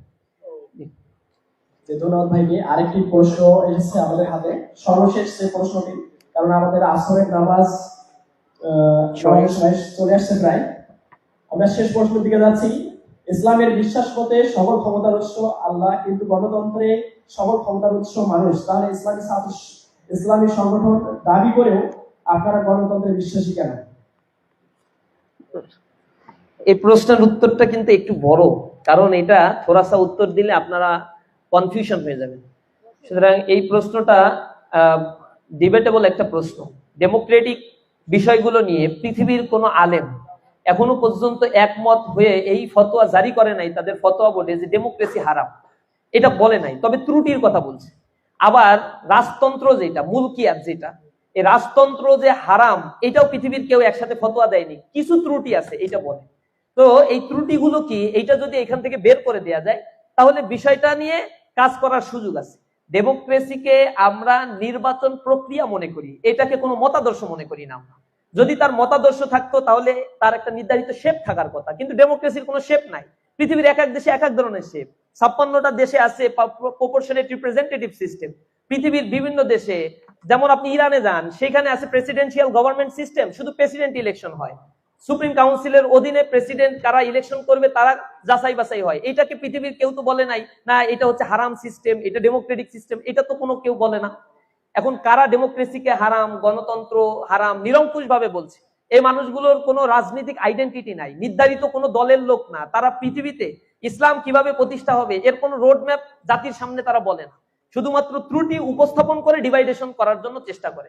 ডেমোক্রেসির ক্ষেত্রে আমরা যেটা বলি এটা হচ্ছে একটা শুধুমাত্র একটা নির্বাচন প্রক্রিয়া। এই ডেমোক্রেসিকে কলুষিত করার জন্য যারা মানে তথাকথিত যারা বলে আমরা হচ্ছে ধর্ম নিরপেক্ষতাবাদ, এটাও তো একটা পক্ষ, এটাও একটা মতবাদ। ধর্ম নিরপেক্ষতাবাদের সিস্টেম হচ্ছে there is no god, unseen is nothing. এখানে কোনো গড বলতে কিছু নাই। এখন গড বলতে কিছু নাই, তাহলে ক্ষমতার উৎস বানাইতে হবে, তাহলে জনগণকে একটা কিছু না একটা কিছু লাগবে। কিন্তু হিন্দুরা তো বিশ্বাস করে তার একটা দেব আছে, অনেক দেবতার মধ্যে একজন হচ্ছে প্রধান। খ্রিস্টানরা বিশ্বাস করে বহু খোদায় বিশ্বাস করলে বা এক খোদায় বিশ্বাস করে। ইহুদিরা আল্লাহ বিশ্বাস করে কিন্তু নবীতে বিশ্বাস করে না। এক একটা ধর্ম এক এক ধরনের বিশ্বাস তাদের আছে, কিন্তু যারা ওই যে ধর্ম নিরপেক্ষ তারা বলে দেয়ার ইজ নো গড, আমি যা দেখি না তা বিশ্বাস করি না। এখন তাদের তো একটা স্ট্যান্ড থাকতে হবে। তখন ডেমোক্রেসিকে তারা গ্রহণ করে নিয়েছে, ঠিক আছে, তাহলে ক্ষমতার উৎস একমাত্র জনগণ। কিন্তু আমরা তো ইসলামী আদর্শে বিশ্বাস করি, আমরা সর্বময় ক্ষমতার অধিকারী একমাত্র আল্লাহ রাব্বুল আলামিনকেই মনে করি, এবং আমরা মনে করি জনগণ হচ্ছে সার্বভৌম ক্ষমতা প্রয়োগকারী। পৃথিবীতে আল্লাহ রাব্বুল আলামিন জনগণকে প্রতিনিধি হিসেবে বলেছেন, ইন্নী জাইলুন ফিল আরদি খলিফা, পৃথিবীতে I want to send a representative from almighty Allah. এখন দুনিয়াতে আমি আসার পরে আমি যদি রাষ্ট্র ক্ষমতায় যাই, আমি হব রাষ্ট্রের প্রতিনিধি, আল্লাহর পক্ষ থেকে আমি এই প্রতিনিধিত্বের দায়িত্ব পালন করব। আমি হব আমানতদার। আমানতদার হিসেবে আমার কি কাজ? রাষ্ট্রের যত অর্থনৈতিক ব্যবস্থাপনা রয়েছে, জনগণের মৌলিক অধিকারগুলো এখানে বাস্তবায়ন করব। যেমন আলী রাদিয়াল্লাহু তাআলা আনহু করেছেন, আবু বকর, ওমর, ওসমান, ওমর ইবনুল খাত্তাব রাদিয়াল্লাহু তাআলা আনহু, বিভিন্ন খেলাফতের শাসকেরা এই কাজগুলো করেছে। তারা ছিল আমানতদার। আমরা সেই আমানতদার হিসেবে রাষ্ট্রের দায়িত্ব পালন করব। আমাদের পূর্ববর্তী যে মন্ত্রী যারা জামাতের ছিল, এই মন্ত্রীগুলো যেখানে দায়িত্ব পালন করেছে মানে উইদাউট এনি করাপশন, একটা টাকা দুর্নীতি তাদের নামে পায়নি। ওই সময় তো আওয়ামী লীগ বিএনপি সবাইকে জেলে ভরা হয়েছিল, জামাতের কাউকে সেই সময় গ্রেফতার করতে পারে নাই, কোনো এমপি কেও গ্রেফতার করতে পারে না। তারা করাপশনের সাথে জড়িত না। অনেক সুযোগ সুবিধা থাকলেও আনডিউ প্রিভিলেজ কেউ গ্রহণ করে নাই, সুতরাং করাপশনের জন্য তাদেরকে অভিযুক্ত করা যায়নি। রাষ্ট্র ক্ষমতায় গেলে আমরা এই স্ট্যান্ডার্ডিটি মেনটেন করব। দ্বিতীয়ত হচ্ছে ডেমোক্রেটিক সিস্টেমের মধ্য দিয়ে যদি ক্ষমতায় যাই তাহলে আমরা আইন প্রণেতা হয়ে যাব কিনা। অনেকে বলে যে সংসদে গেলে তো সংসদ আইন প্রণয়ন করে, তাহলে আপনি তো আইন প্রণেতা হয়ে গেলেন। যেহেতু আপনি আইন প্রণেতা হয়ে গেলেন, আল্লাহর সাথে কুফরি করলেন, কেননা আল্লাহ বলছেন আল্লাহ লাহুল খালকু ওয়াল আমর, যিনি সৃষ্টি করেছেন আইন হবে তার। এই যে ইন্টেনশনালি এই জিনিসটাকে আপনাদের সাথে মিলানো হয়। আমরা বলছি ইসলামিক কোন দল যদি রাষ্ট্র ক্ষমতায় যায়, পার্লামেন্ট গঠন করে, তখন কোরআনে বর্ণিত যে ফৌজদারি দণ্ডবিধির কথা, 52টা দণ্ডবিধির কথা 155টা আয়াতের মধ্যে বলা হয়েছে, এই শাস্তিগুলোতে কোনো রদ বদল পৃথিবীর কোনো তাগুত শক্তি করতে পারবে না, কেউই করতে পারবে না। এবং রাষ্ট্র ক্ষমতায় যিনি যাবেন, যিনি রাষ্ট্র চালাবেন, তাকেও কোরআন নির্ধারিত এই বিধিবিধানগুলো স্টিল রেখে দিতে হবে। এবং এই বিধিবিধান কতটুকু কখন কার জন্য প্রযোজ্য হবে এগুলো অলরেডি ফতোয়া তৈরি করা আছে। এগুলো ইসলামিক স্কলার যারা রয়েছে, আইন শাস্ত্রবিদ যারা রয়েছে, এটা ডিসাইড করে ফেলছে। সুতরাং ওইগুলোতে নড়াচড়া করা যাবে না, এটার হেফাজতের দায়িত্ব পালন করতে হবে ওই আইন প্রণেতাদের। দ্বিতীয়ত হচ্ছে রাষ্ট্র পরিচালনার জন্য কিছু কাস্টমস এর প্রয়োজন। এই কাস্টমস গুলো আসমান থেকে এখন নাজিল হবে না। সে ফর এক্সাম্পল, আমি বেরোবি এই যে বেগম রোকেয়া ইউনিভার্সিটি তৈরি করব। এখন বেগম রোকেয়া ইউনিভার্সিটি মুখের কথায় তো আর তৈরি হবে না, এটা একটা অ্যাক্ট লাগবে। এই ইউনিভার্সিটির চ্যান্সেলর কিভাবে হবে, সিন্ডিকেট কিভাবে গঠন হবে, এই ইউনিভার্সিটির প্রফেসর নিয়োগ হবে কিভাবে, এই ইউনিভার্সিটির কেউ যদি শাস্তিযোগ্য অপরাধ করে কতটুকু শাস্তি হবে, কি হবে, এই বিধিবিধান জারি করে একটা পরিপত্র তৈরি করতে হবে, যেটাকে বেগম রোকেয়া ইউনিভার্সিটি অ্যাক্ট বলা হয়। তো এই একটা তৈরির জন্য যদি এখন আমি আল্লাহর কাছে বলি, আল্লাহ বেগম রোকেয়া ইউনিভার্সিটি তৈরি করব, আল্লাহ একটা এক পাঠাও, এবং সব পার্লামেন্টারিয়ানরা যদি সেজদাও করে থাকে, আর কোনো একটা আসবে বাংলাদেশে? আর এইভাবে এত এক পাঠায় ধর সুযোগ আছে আল্লাহর কোনো? এখন এই কাস্টমস গুলো, এই প্রচলিত সমস্যাগুলো সমাধানের জন্য তাকরিদ করতে হয় বা ইস্তেহাদ করতে হয়। এই ইস্তেহাদ করার সুযোগগুলো ইসলামে রয়েছে। কোরআন এবং হাদিসের সাথে সাংঘর্ষিক হবে না, শিরক বেদাতের সাথে যাবে না, এমন যে কোনো বিধান এখানে বাস্তবায়ন করতে পারবে। দেশ থেকে টাকা পাচার হয়ে যাচ্ছে হুন্ডি বাট্টা করে, তো টাকা পাচার বন্ধ করার জন্য একটা আইন করতে হবে। এইটা কি এখন আসমান থেকে আল্লাহ নাজিল করবে? নাজিল করবে না। কোরআন থেকে সমাধান বের করতে হবে, যদি না পাওয়া যায় তাহলে পরস্পর মাশওয়ারা করে এর একটা আইন প্রণয়ন করতে হবে। এটা ইসলাম নিষেধ করে না। ওমর রাদিয়াল্লাহু তাআলার সময় যখন সাম্রাজ্য এক্সপ্যান্ড হয়েছিল, বিশাল পৃথিবীর অর্ধেক শাসন করছে মুসলমানরা, এরকম সময় ওমর রাদিয়াল্লাহু তাআলা তো অনেক নিয়ম করছেন, সে আইন সে ওইখানে গোয়েন্দা বাহিনী তৈরি করছেন, বিভিন্ন প্রভিন্সের শাসনের সিস্টেম গুলো তিনি ডেভেলপ করেছেন, এটা তিনি মজলিসে শুরায় অনুমোদন করিয়েছেন, পরস্পর পরামর্শের ভিত্তিতে এটা করেছেন। তো ওমর রাদিয়াল্লাহু তাআলা আনহুকে আইন প্রণেতা বলে, সে কুফরি করছেন এটা কেউ বলে? এই কথাগুলো বলে একটা সমস্যার সৃষ্টি করার জন্য চেষ্টা করা হয়। আমরা বিশ্বাস করি ডেমোক্রেসি হচ্ছে নির্বাচনের কাঠামো। যারা বলে ডেমোক্রেসি না, তাহলে কিভাবে একটা রাষ্ট্র চলবে? এই যে বলে আব্বাসীয় খেলাফত, উমাইয়া খেলাফত, মামলুক সাম্রাজ্য, সেলজুক সাম্রাজ্য, অটোম্যান সাম্রাজ্য, আইয়ুবী সাম্রাজ্য, ফাতেমি সাম্রাজ্য, এইগুলো কি আসলেই খেলাফত? এগুলো তো হচ্ছে মুলকিয়াত। সব ইসলামে মুলকিয়াত 100% জায়েজ নাই, 100% নিষেধ নাই, ডেমোক্রেসির মতো। এখানে মুলকিয়াতের সিস্টেমটা কি? যেমন উমাইয়া শাসন যখন ছিল, উমাইয়ারা ওই সময় তাদের শাসন ক্ষমতায় থাকাকালীন সময় অসংখ্য লোক সাহাবীকে হত্যা করেছে। এইখানে তারা শাসন ক্ষমতায় থাকার সময় তাবেঈদের হত্যা করেছে, তাবেঈদের হত্যা করছে। এটাকে খেলাফত কোনোভাবেই বলা যায়? উমাইয়াদের বংশে যে ছিল খলিফা, তারপরে তার সন্তান খলিফা, তারপরে তার সন্তান খলিফা। কোন খলিফার সন্তান মাদকাসক্ত হলেও, জেনার গুনাহ করার সত্ত্বেও তাকেই খলিফা বানানো হয়েছে। ইসলামের স্পিরিটের সাথে এটা মোটেও যায় না। সুতরাং ইসলামের নির্ধারিত একটা নির্বাচন পদ্ধতি তো থাকবে, কিন্তু সেটা রাসূল নির্ধারণ করে দিয়ে যান নাই। যেহেতু যান নাই, এখানে ইস্তেহাদ করবে, তাকলিদ করবে, নির্ধারিত কোনো ফর্মুলা থাকবে না। এক এক দেশের প্রেক্ষাপটে এক এক রকম ফর্মুলা হবে। তো এখানে PR system, proportional representative system একটা সলিউশন হতে পারে। বাংলাদেশের নির্বাচন প্রক্রিয়া অনেক বড় সমস্যা আছে, এটা সংস্কারের জন্য সরকার কাজ করছে। আমরা আমাদের প্রস্তাবনাগুলো দিয়েছি। এখানে একটা বড় বিষয় মনে রাখতে হবে, আমাদের যে ডেমোক্রেটিক সিস্টেম, এখানে অনেক লুপ হোলস আছে। এজ এ হোল ডেমোক্রেটিক সমস্যা না। পৃথিবীর সব বড় বড় ইসলামিক স্কলার, বড় বড় ইসলামী দল, সংগঠনগুলো, তারা কিন্তু এই ডেমোক্রেটিক সিস্টেমেই নির্বাচন করছে, পৃথিবীর বিভিন্ন জায়গায় এটা করছে, এটা প্রবলেম না। কিন্তু ওই আকীদাগত জায়গা এখান থেকে বাদ দিয়ে দিতে হবে। আফগানিস্তানে ইসলামী রিভলিউশন হয়েছে, হওয়ার পরে এখন আফগানিস্তানে কে শাসন করবে? এটা কি যে এখন প্রধান আছে উনি সারা জীবন শাসন করবে? ওনার মারা যাওয়ার পরে কে শাসক হবে? তারপরে কে শাসক হবে? এই কোশ্চেন তো থেকেই যায়। এগুলোর জন্য একটা পদ্ধতি বের করতে হবে। এটা হচ্ছে ইসলামে আহলুল হাল্লি ওয়াল আকদ, আর একটা হচ্ছে ওলিয়া আহাদের সিস্টেমের কথা বলা হয়। আহলুল হাল্লি ওয়াল আকদ মানে মজলিসে শুরা, একটা শুরা থাকবে, তারা পারস্পরিক পরামর্শ দিবে। পরামর্শ যখন দেয় তখন কারো পরামর্শ নেওয়া হয়, কারোটা নেওয়া হয় না। ডেমোক্রেটির ক্ষেত্রে এরকম, ভোট যে সর্বোচ্চ পায় তার ভোটটা, তার মতামতটা গ্রহণ করে প্রেসিডেন্ট বানানো হয়। সে ফর এক্সাম্পল, আমরা ইরানের ইসলামী রেভলিউশনের পরে ওইখানে রাষ্ট্র কিভাবে পরিচালিত হয়, 1979-এ যখন ইসলামিক রেভলিউশন হলো ইরানে, তখন তারা একটা নির্বাচন প্রক্রিয়া তৈরি করলো। এটাকে কেউ হারাম বলছে না। এটা কি করলো? তারা সর্বময় ক্ষমতার অধিকারী আল্লাহকেই মনে করছে, যদিও শিয়া মতাবলম্বী, কিন্তু আল্লাহকে তারা মানে একত্ববাদে বিশ্বাস করে। এই শিয়ারা আল্লাহকে একমাত্র ক্ষমতার উৎস মনে করে তারা বলেছে আমাদের রাষ্ট্রের একজন প্রধান ধর্মীয় নেতা থাকবেন, তিনি খলিফাতুল মুসলিমিন হবেন না। খলিফাতুল মুসলিমিন একজনই হন পৃথিবীতে। আর খেলাফত হচ্ছে বিশ্বজনীন ব্যবস্থাপনা, এটা কোনো ডোমেস্টিক কোনো সিস্টেম না, এটা বিশ্ব ব্যবস্থাপনা। খলিফাতুল মুসলিমিন একজন। পৃথিবীর কোথাও নির্যাতিত মুসলমান অথবা কোন ধর্মের কেউ নির্যাতিত হলে খলিফাতুল মুসলিমিন জিহাদের ডাক দিলে সবাইকে ওই রাষ্ট্রের পক্ষে করতে হবে কাজ। এখন গাজায় মুসলমান মারা যায়, কেউ কি বলে যে আপনারা আসেন একটু যুদ্ধ করেন, আমি আফগানিস্তানের প্রধান ডাকছি? তার ডাকে কেউ যাবে না তো, কারণ তার সেই ক্ষমতা নাই। খলিফাতুল মুসলিমিন যিনি হবেন তার অনেক ক্ষমতা থাকবে। ইসলামী রাষ্ট্র সাম্রাজ্য যখন ছিল তখন ছিল। সেকেন্ড ওয়ার্ল্ড ওয়ারের পরে এই সিস্টেম গুলো অনেক চেঞ্জ হয়েছে, ফেডারেল স্টেট সিস্টেম তৈরি হয়েছে, অনেক ছোট ছোট টেরিটরি তৈরি হয়েছে। এই টেরিটরিতে কিভাবে ইসলামী ইমারত কায়েম হবে তার ফর্মুলাও অলরেডি ইসলামী আইনশাস্ত্রবিদরা বাতলে দিয়েছেন। ইরানে যে কাজটা হয়, এটা বলেই শেষ করি, সেটা হচ্ছে তাদের সুপ্রিম কাউন্সিল রয়েছে, গার্ডিয়ান কাউন্সিল বলে। এই সুপ্রিম কাউন্সিলের বা গার্ডিয়ান কাউন্সিলের 15 সদস্য থাকে। এই 15 সদস্যের 7 জন থাকে সবচেয়ে ভালো মানের আইনজীবী, আইন বিশেষজ্ঞ, বিচারপতি, যাদের নামে কোনো ক্লেইম নাই, নারী গঠিত কোনো সমস্যা নাই, অর্থ তাসরুকের কোনো ঘটনা নাই, এই মানুষগুলো এবং বিভিন্ন শ্রেণী পেশার শিক্ষক থেকে নেয়, পেশাজীবীদের মধ্য থেকে নেয়, এইভাবে আরো 7 জনকে নিয়ে এই সুপ্রিম কাউন্সিল তৈরি করা হয়। সুপ্রিম কাউন্সিল কোনো ফাংশনে তারা অ্যাক্টিভ হয় না, যেমন রাষ্ট্র পরিচালনা করতে পারে না তারা, সুপ্রিম কাউন্সিল কোনো আইন প্রণয়নের ক্ষেত্রে হস্তক্ষেপ করতে পারবে না, সুপ্রিম কাউন্সিল অন্য কোনো কাজ করতে পারে না। তাদের একটাই কাজ, সেটা হচ্ছে প্রেসিডেন্ট কে হবে সেটা নির্ধারণ করে দেয়া। এখন ইরানে এই যে ইব্রাহিম রাইসি যখন মারা গেল, একটা সংকট তৈরি হলো, নেক্সট প্রেসিডেন্ট কি হবে, তখন নমিনেশন সাবমিশন করার জন্য দেশের সকল নাগরিকের কাছ থেকে আমন্ত্রণ জানানো হলো, শত শত নমিনেশন সাবমিশন হয়।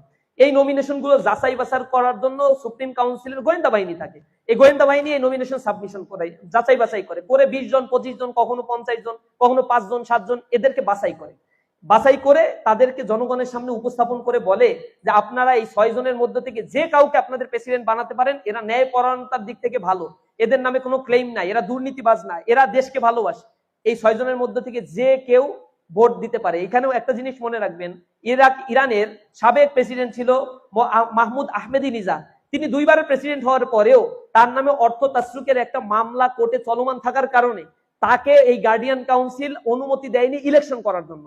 কিন্তু আহমেদি নিজাদ কোনো আদালতে গিয়ে এটার ব্যাপারে কোনো রিটও করতে পারবেন না, এটা সমাধান হবে, এরপরে তিনি প্রেসিডেন্ট ইলেকশন করতে পারবেন, এটাই হচ্ছে তাদের সিস্টেম। এখন ওই যে ইরানের যে 6 জন বা 7 জনকে প্যানেল তৈরি করে দেয়, এর মধ্যে থেকে সর্বোচ্চ সংখ্যক ভোট যিনি পান তিনিও ইলেকশনে জেতেন না যদি তিনি 50% উপরে ভোট না পান। এই যে মাসুদ পেজেশকিয়ান যিনি নির্বাচিত হয়েছেন, তিনি 48% ভোট পেয়েছেন, তার নিকটতম প্রতিদ্বন্দ্বী তিনি 46% ভোট পেয়েছেন। দ্বিতীয় দফায় আবার ইলেকশন হয়েছে, এই ইলেকশনে যে 50-এর উপরে ভোট পাবে, ওই 2 জনের মধ্যে যে 50%-এর উপরে ভোট পাবে, তিনি হবেন 5 বছরের জন্য ইরানের প্রেসিডেন্ট। এরপরে তিনি তার প্রভিন্স গঠন করবেন, তিনি তার সবকিছু প্রধান ধর্মীয় নেতার সাথে পরামর্শ করে গঠন করবেন। এটাও তো ডেমোক্রেটিক সিস্টেম, এটারে কুফরি বলেন না কেন? সব মিলে সুবিধাবাদ করার জন্য ইসলামী ছাত্র শিবিরকে বা জামাত ইসলামকে প্রশ্নবিদ্ধ করার জন্য কিছু কিছু টার্ম ব্যবহার করে, চতুর্দিক থেকে আঘাত করার জন্য চেষ্টা করে। কিন্তু আমাদের নির্ধারিত একটা পদ্ধতি আছে কিভাবে আমরা কাজ করি, আমাদের লিটারেচারে এগুলো বলা রয়েছে। আমরা কোনো গুপ্ত কাজগুলো করতে পছন্দ করি না, ইসলামের দাওয়াত প্রকাশ্যে দেবো এই জন্য শাহাদাতের নজরানা পেশ করতেও আমরা কুণ্ঠাবোধ করি না। আমরা প্রতিটা জায়গায় ইসলামের সঠিক কথাগুলো মানুষের সামনে সামনে বলি। আমরা অন্য কোনো পন্থা ইসলাম কায়েম করতে চাই না, আল্লাহ রাসূল এটা করেন নাই। মাক্কি জিন্দেগিতে 10 বছর আল্লাহ রাসূল যদি পারতেন, একবার চিন্তা করেন, রাসূল হঠাৎ করে একদিন চিন্তা করলেন, যদি করতেন যে আজকে উতবা, সাইবা, ওয়ালিদ ইবনে মুগির, আবু জাহেল, আবু লাহাব, এই 5টার সময় দিতে হবে, এই 5 জনের দায়িত্ব তোমার, বেলাল তোমার, হচ্ছে ওমর তোমার দায়িত্ব এর, এই 5 জনের সহায় দেওয়ার কোনো ব্যাপার ছিল? এই 5 জনদের কতল করে এরপরে তো তারা যে কাজটা করতে পারতো, মক্কার মানে ক্ষমতা নিয়ে নিতে পারতো। রাসূল এটা করছে কেন? মক্কায় ওই পতিতদশা সাহাবীদের দিয়ে ইসলাম কায়েম হয় নাই, কারণ হচ্ছে মক্কার অধিকাংশ এই পৌত্তলিকরা ইসলামের আওতায় আসে নাই, যার কারণে এখানে ইসলামী রাষ্ট্র কায়েম হয় নাই। কিন্তু মদিনায় যাওয়ার পরে অধিকাংশ মানুষই ইসলামের ছায়াতলে আসার কারণে মদিনায় ইসলামী রাষ্ট্র কায়েম হয়ে গিয়েছে। সুতরাং এই বেসিক বিষয়গুলো আমাদেরকে একটু পড়তে হবে, রাসূলের জীবনী পড়তে হবে, কারো দ্বারা প্রভাবিত না হওয়ার জন্য অনুরোধ জানাই। ইসলামী ছাত্র শিবির চেষ্টা করে কোরআন এবং সুন্নাহের আলোকে তার আদর্শকে সাজানোর জন্য, ইসলামের কথাগুলো ছাত্রদের কাছে বলার জন্য। সবাইকে ধন্যবাদ। আসসালামু আলাইকুম। ধন্যবাদ ভাইকে। আমরা সময় স্বল্পতার কারণে প্রশ্ন উত্তর পর্ব এখনই সমাপ্তি ঘোষণা করছি। এ পর্যায়ে কথা নিয়ে আসার জন্য অনুরোধ করছি 11 মে ঐতিহাসিক কোরআন দিবস উপলক্ষে আজকে প্রধান অতিথির কথা নিয়ে আসার জন্য অনুরোধ করছি সাবেক কেন্দ্রীয় সভাপতি, বাংলাদেশ ইসলামী ছাত্র শিবিরের সাবেক কেন্দ্রীয় সভাপতি রাজিউর রহমান পলাশ ভাইকে। সাবেক কেন্দ্রীয় সভাপতি রাজিউর রহমান পলাশ ভাই।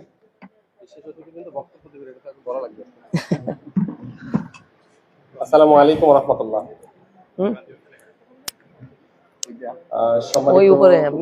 বিশেষ অতিথিবৃন্দ বক্তব্য রাখবেন, আমি ব্যস্ত থাকার কারণে চলে যেতে হচ্ছে, 2 মিনিট আপনাদের সাথে সালাম বিনিময় করে চলে যেতে চাচ্ছি। আমরা আল্লাহ তাআলার শুকরিয়া আদায় করছি, আল্লাহ তাআলার সাহায্যে এবং সুন্দর একটা আয়োজন বাস্তবায়ন সম্ভব হলো। আমরা এর জন্য ধন্যবাদ জানাচ্ছি ইসলামী ছাত্র শিবির কারমাইকেল কলেজ শাখাকে, এবং মূল ধন্যবাদ পাওয়ার দাবিদার আপনারা যারা আজকের এই প্রোগ্রামে অংশগ্রহণ করে প্রোগ্রামকে সফল করেছেন। আপনারা ব্যানারের দিকে লক্ষ্য করলে দেখতে পাবেন আজকের দিনটি বিশেষ দিন, ঐতিহাসিক 11ই মে।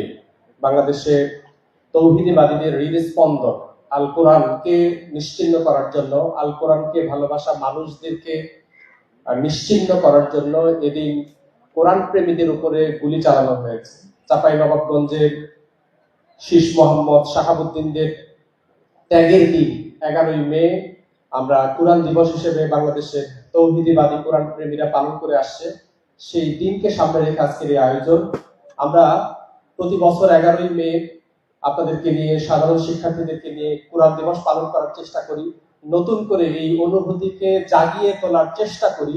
আমরা কোরআনের ধারক, আমরা কোরআনের বাহক, আমরা কোরআন দিয়ে একটি সুন্দর সমাজ প্রতিষ্ঠার আন্দোলন করছি। কোরআন দিয়ে একটি সুন্দর সমাজ গড়ার লক্ষ্যে আমরা প্রচেষ্টারত।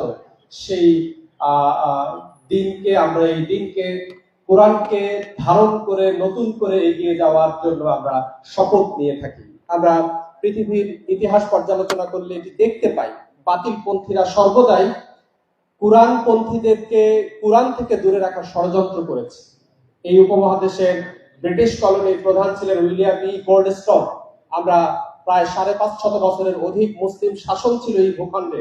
মুসলিম শাসনের পর যখন ব্রিটিশদের শাসন শুরু হলো, তারা তাদের শাসনকে দীর্ঘায়িত করার জন্য যে সূত্রকে সামনে রেখে 190 বছর আমাদেরকে শাসন করেছে, সেই সূত্র হলো মুসলমানদেরকে কোরআন থেকে দূরে সরিয়ে রাখা হবে।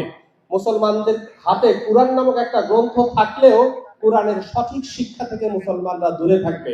আমরা লক্ষ্য করেছি 2009 সালে আওয়ামী লীগ ক্ষমতায় আসার পর 2010 সালে এমন একটি শিক্ষা ব্যবস্থা প্রণয়ন করলো যে শিক্ষা ব্যবস্থার মাধ্যমে তরুণরা কোরআন থেকে দূরে সরে যাবে, যে শিক্ষা ব্যবস্থার মাধ্যমে তারা নাস্তিক তৈরি করার একটা ষড়যন্ত্র করলো। বিগত 15 বছর যতদিন আওয়ামী লীগ ক্ষমতায় ছিল, আপনারা দেখেছেন একটা শিক্ষা ব্যবস্থা, এমন একটা শিক্ষা ব্যবস্থা আমাদের উপরে চাপিয়ে দেওয়ার চেষ্টা করেছে যে শিক্ষা ব্যবস্থা মানব নয়, দানব তৈরি করে। এবং আমরা সেই দানবদেরকে বিগত সময়টাতে দেখলাম এবং আল্লাহ তাআলার কাছে শুকরিয়া আদায় করি, আল্লাহ তাআলা এই শাসনের অবসান ঘটিয়েছে এবং এই দানবদেরকে আমরা বিতাড়িত করতে সক্ষম হয়েছি। আমাদেরকে আগামী বাংলাদেশ গড়ার জন্য 11ই মেতে নতুন করে সিদ্ধান্ত নিতে হবে। কোরআনকে কমপ্লিট কোড অফ লাইফ, মানব জীবনের সকল সমস্যার পূর্ণাঙ্গ সমাধান হিসেবে কোরআনকে ধারণ করে এগিয়ে চলতে হবে। আজকের এই দিনে ইসলামী ছাত্র শিবির কারমাইকেল কলেজ শাখার 1000-এর অধিক শিক্ষার্থীর হাতে কোরআন তুলে দিচ্ছে। আমি বিশ্বাস রাখি এই 1000 শিক্ষার্থী যদি সত্যিকার অর্থে কোরআনকে ধারণ করতে পারে, এই ভূখণ্ডে, এই অঞ্চলে কারমাইকেল কলেজ নেতৃত্ব দিচ্ছে শত শত মানুষের কাছে। এই 1000 মানুষ যদি কোরআনের দাওয়াত পৌঁছে দেওয়ার সিদ্ধান্ত গ্রহণ করে, আমরা বিশ্বাস করি এই অঞ্চল হবে কোরআনের অঞ্চল, এই অঞ্চল হবে কোরআন প্রেমীদের অঞ্চল ইনশাআল্লাহ। আল্লাহ তাআলার কাছে সেই সাহায্য কামনা করে আমার কথা শেষ করছি। আসসালামু আলাইকুম ওয়া রাহমাতুল্লাহি ওয়া বারাকাতুহু। ধন্যবাদ সবাইকে। এ পর্যায়ে কথা নিয়ে আসার জন্য অনুরোধ করছি কেন্দ্রীয় দাওয়া সম্পাদক মেজবাউল করিম ভাইকে। কেন্দ্রীয় দাওয়া সম্পাদক হাফেজ মেজবাউল করিম ভাইকে। লিচু খাওয়ার সময় আসবেন।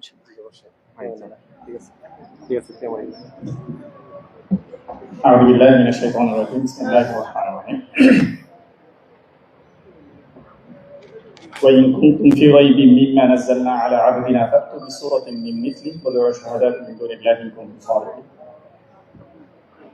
আজকের এই ঐতিহাসিক প্রোগ্রামে বিশেষ করে প্রধান অতিথি হিসেবে উপস্থিত আছেন আমাদের সাবেক কেন্দ্রীয় সভাপতি রাজিবুর রহমান পলাশ ভাই, উপস্থিত আছেন প্রধান আলোচক হিসাবে আজকে রংপুর বিভাগের রংপুর অঞ্চলের এই গুরুত্বপূর্ণ কলেজের প্রোগ্রামে আমাদের সেক্রেটারি জেনারেল মিহসান সাদ্দাম ভাই এবং অতিথিবৃন্দ আছেন, সবাইকে জানাচ্ছি আসসালামু আলাইকুম ওয়া রাহমাতুল্লাহ। সংক্ষিপ্ত সময় একেবারে আমি আমার কথাটাই করতে চাই। যেহেতু কোরআন দিবসের প্রোগ্রাম, কোরআনে একটা আয়াত উল্লেখ করলাম, ওয়া ইন কুনতুম ফি রাইবিন মিম্মা নাযালনা আলা আবদিনা ফাতু বিসূরাতিন মিন মিথলি। আল্লাহ এই আয়াতের মধ্যে চ্যালেঞ্জ করছেন তৎকালীন সময়ে, আজকালকার সময়ের মতো আরবিয়ানরা না, ওই সময়কার আরবিয়ানরা যাদের সামনে কোরআন নাজিল হয়েছে, কোরআনের ভাষা তারা বুঝতো। আমরা যখন কোরআনের ইতিহাসগুলো পড়ি তখন দেখি হচ্ছে কি তারা যখন কথা বলতো, আরবিয়ানরা যখন কথা বলতো আল্লাহ রাসূল সাল্লাল্লাহু আলাইহি ওয়াসাল্লামের সময়ে, তখন তারা কবিতার মাধ্যমে কথা বলতো। তাদের কথাগুলো কবিতার মতো ছিল, আজকালকার সময় গদ্যের মতো। তাদের ওরকম কোরআনের উপর ওরকম নলেজ ছিল।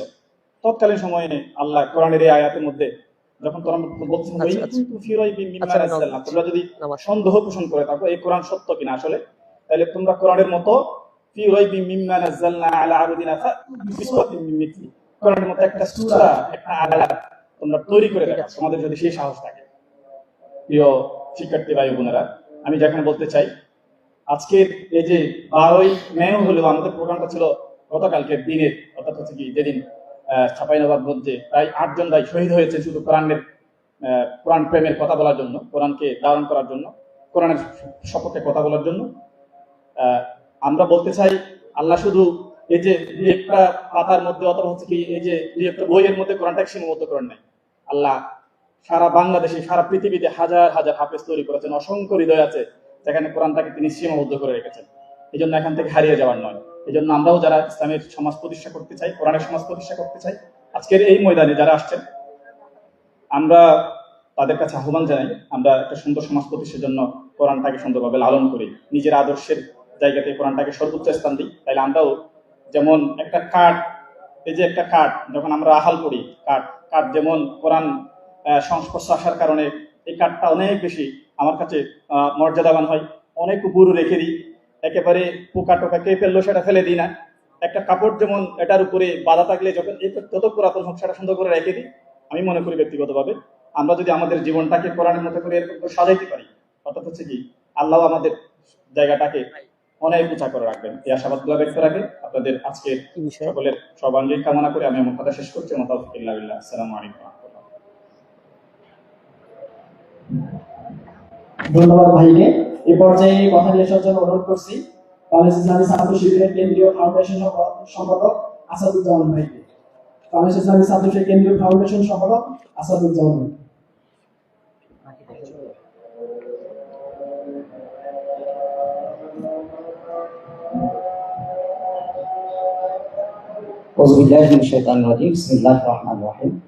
দিন প্রতিষ্ঠার পদ্ধতিত কাফেলা মেধাবী ছাত্রদের প্রিয় ঠিকানা দক্ষিণ পূর্ব এশিয়ার সর্ববৃহৎ ইসলামী ছাত্র সংগঠন, বাংলাদেশ স্বাধীনতার সার্বভৌমত্বের অত্যন্ত প্রহরী, বাংলাদেশ ইসলামী ছাত্র শিবির কারমাইকেল শাখা কর্তৃক আয়োজিত আজকে সাধারণ শিক্ষার্থী ভাইদের নিয়ে মেধাবীদের মুখোমুখি বাংলাদেশ ইসলামী ছাত্র শিবির এই প্রোগ্রাম এবং 11 মে কোরআন দিবসের প্রোগ্রামে আয়োজিত আজকের প্রোগ্রামের সম্মানিত অতিথিবৃন্দ, আজকের প্রোগ্রামের সম্মানিত প্রধান আলোচক বাংলাদেশ ইসলামী ছাত্র শিবিরের সেক্রেটারি জেনারেল নুরুল ইসলাম সাদ্দাম ভাই, উপস্থিত আছেন রাজশাহী রংপুর অঞ্চলের সম্মানিত তত্ত্বাবধায়ক ছাত্র শিবিরের কেন্দ্রীয় দাওয়া সম্পাদক হাফেজ মিজবাউল করিম ভাই সহ অত্র শাখার মহানগর সংগঠনের সম্মানিত সভাপতি সেক্রেটারি এবং আজকে প্রোগ্রামের সম্মানিত মধ্যমণি শিক্ষার্থী ভাইরা এবং বোনেরা সবাইকে জানাচ্ছি সর্বকালের সর্বশ্রেষ্ঠ সম্ভাষণ। আসসালামু আলাইকুম ওয়া রাহমাতুল্লাহি ওয়া বারাকাতুহু।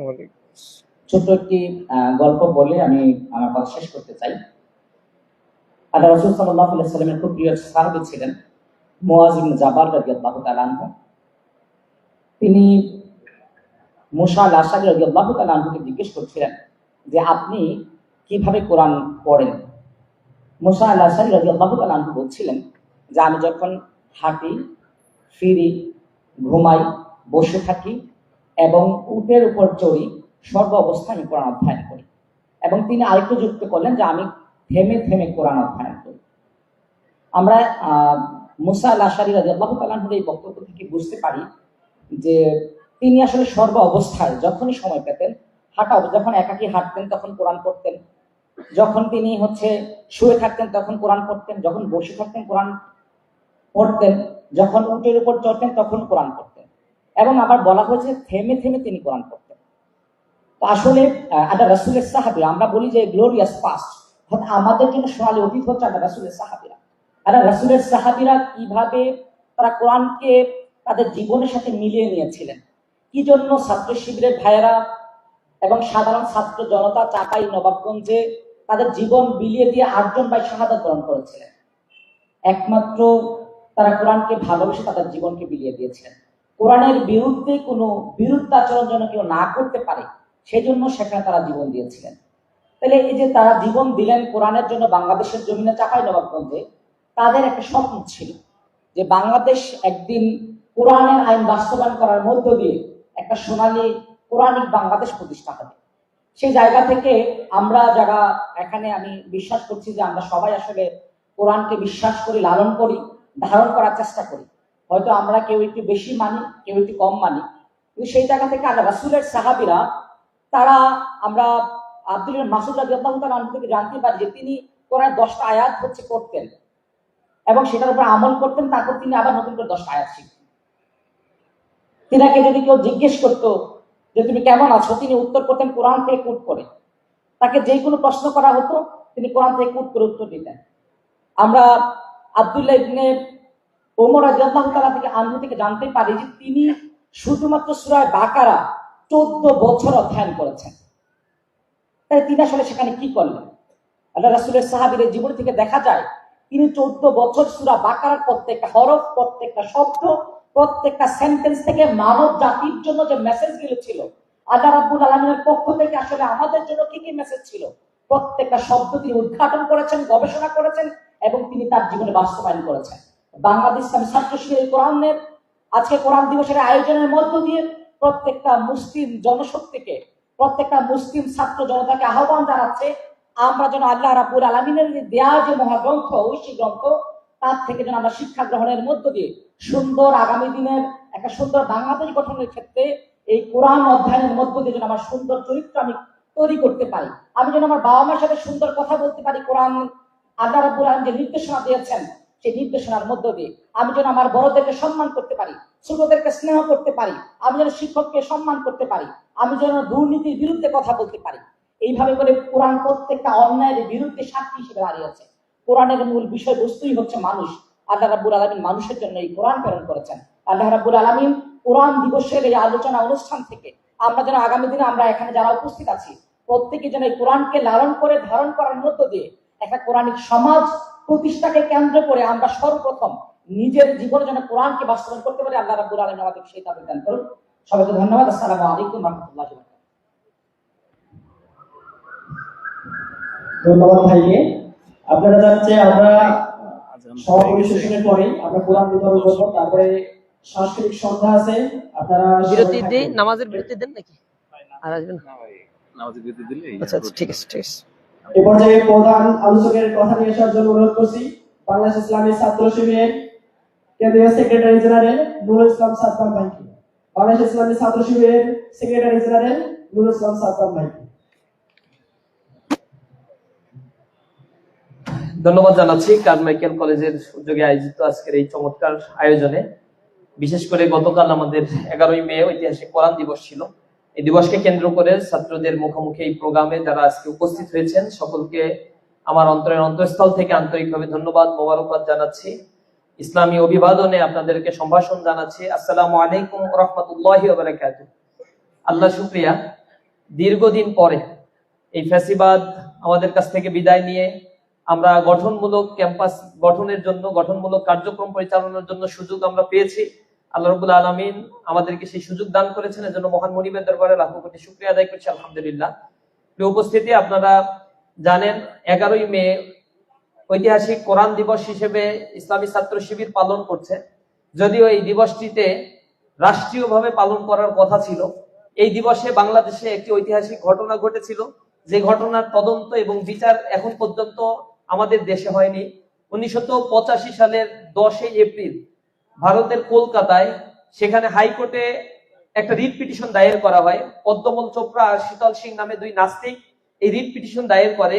সেখানে বলা হয় যে কোরআনের কিছু আয়াত রয়েছে যেখানে সাম্প্রদায়িক উস্কানির কথাগুলো বলা রয়েছে।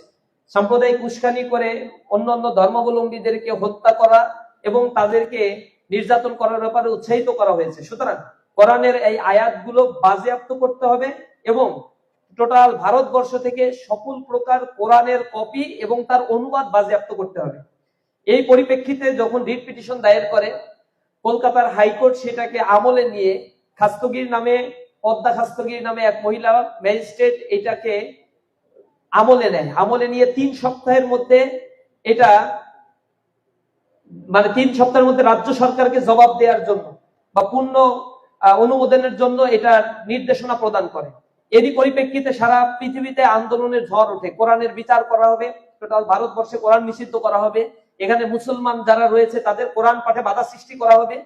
বাংলাদেশে 11ই এপ্রিল থেকেই টানা 1 মাস ধরে আন্দোলন সংগ্রাম চলছে। তারই পরিপ্রেক্ষিতে তখন স্বৈরশাসক এরশাদ ছিল ক্ষমতায়। প্রতিটি প্রোগ্রামেই তারা বাধা দিচ্ছিল এবং সাধারণ মানুষকে তাদের প্রতিবাদ জানাতে নিষেধ করা হচ্ছিল। ঢাকায় বাইতুল মোকাররমে 10ই মে 1985 সালে যখন তারা মিছিল বের করেছিল, সাধারণ ছাত্র জনতা তখন সেই মিছিলে লাঠিচার্জ করা হয়, কানারে গ্যাস নিক্ষেপ করা হয়, ছত্রভঙ্গ করা হয়। এরই পরিপ্রেক্ষিতে প্রতিবাদ জানানোর জন্য বাংলাদেশের বিভিন্ন জেলায় আন্দোলন তৈরি করা হয়।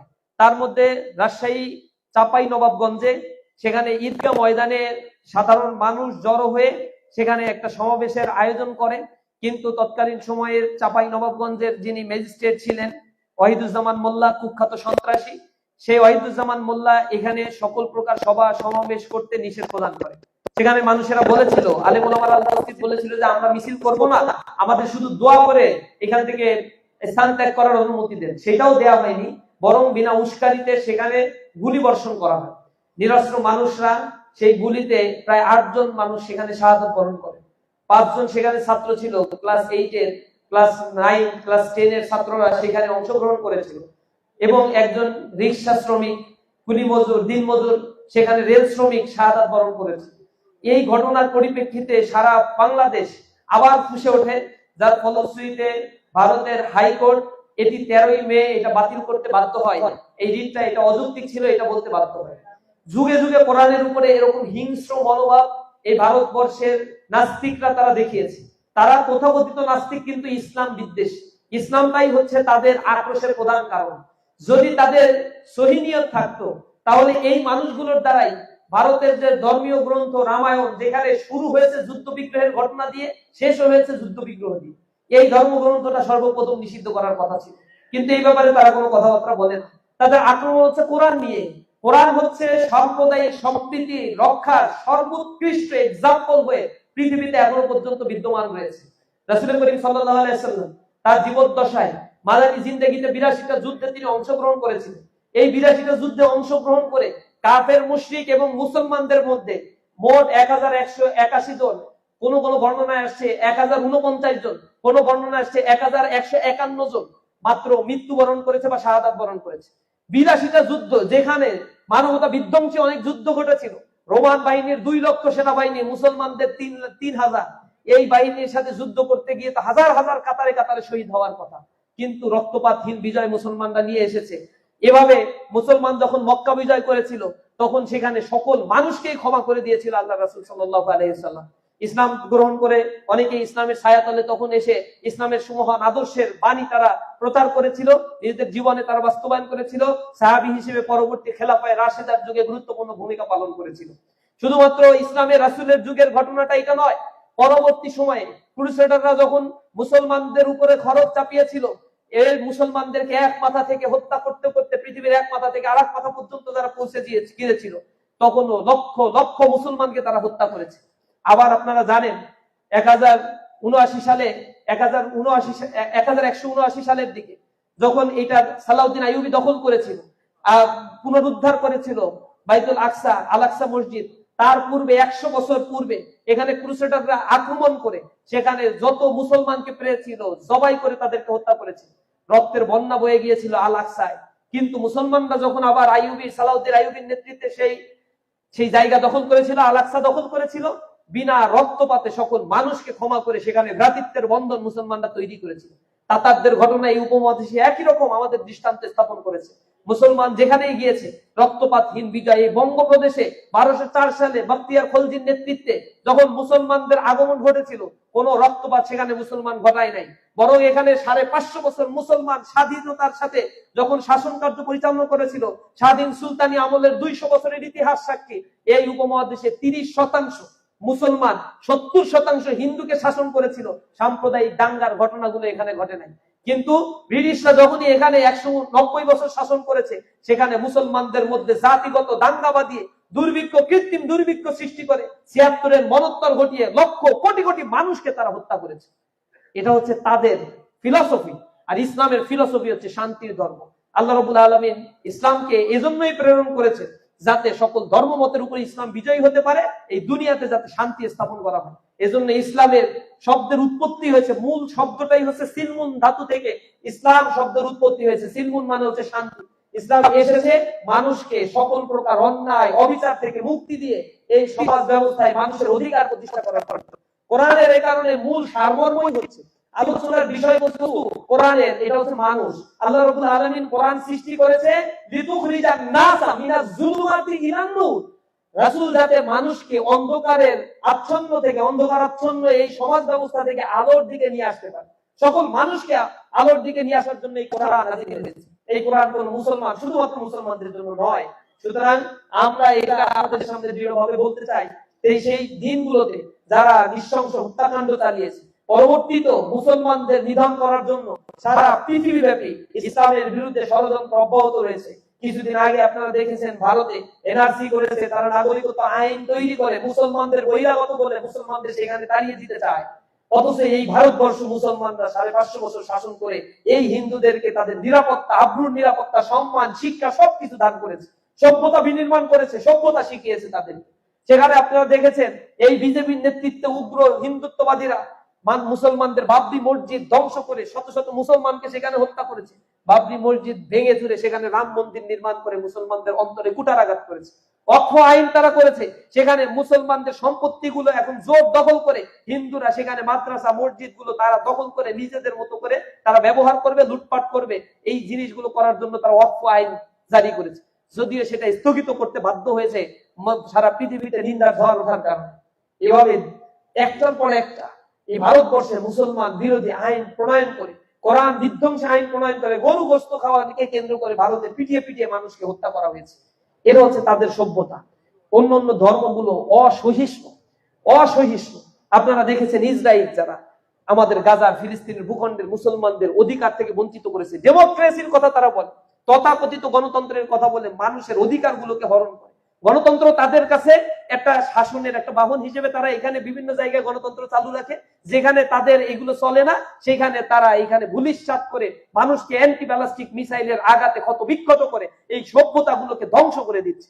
21 শতকের সভ্যতার ধ্বজাধারী তারা সভ্যতার কথা বলে, কিন্তু বর্বরতার সকল দৃষ্টান্ত তারা স্থাপন করেছে এই 21 শতকের এই ইন্টেলেকচুয়াল এই পৃথিবীতে। আমরা এগুলোকে ধিক্কার জানাই।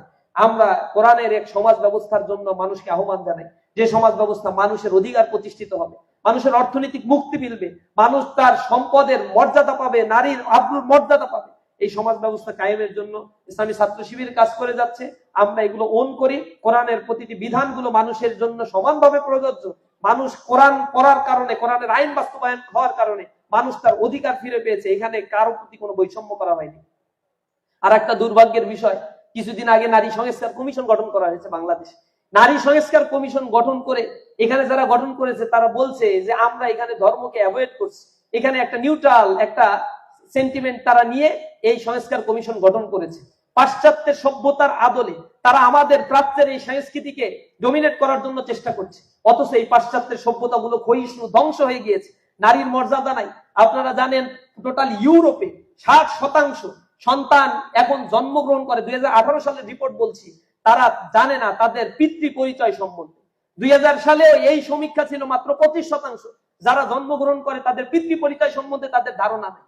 এই পিতৃ পরিচয়হীন সন্তান এখন 2025 সালে সমীক্ষা নিলে 80% গিয়ে দাঁড়াবে। ইউরোপ আমেরিকার সভ্যতা ধ্বংস হয়ে গিয়েছে। 50-এর অধিক দেশ ইউরোপ আমেরিকাতে, যেখানে জিরো পপুলেশন, নেগেটিভ পপুলেশন, তারা সন্তান উৎপাদন করা, তাদের লালন পালনের দিকে আর কোনো মনোনিবেশ নাই। জাতিগতভাবে তারা ধ্বংস হয়ে যাচ্ছে। এমন মানুষ সেখানে তৈরি হচ্ছে যারা মদ খাচ্ছে, মাদকাসক্ত, জেনাখোর।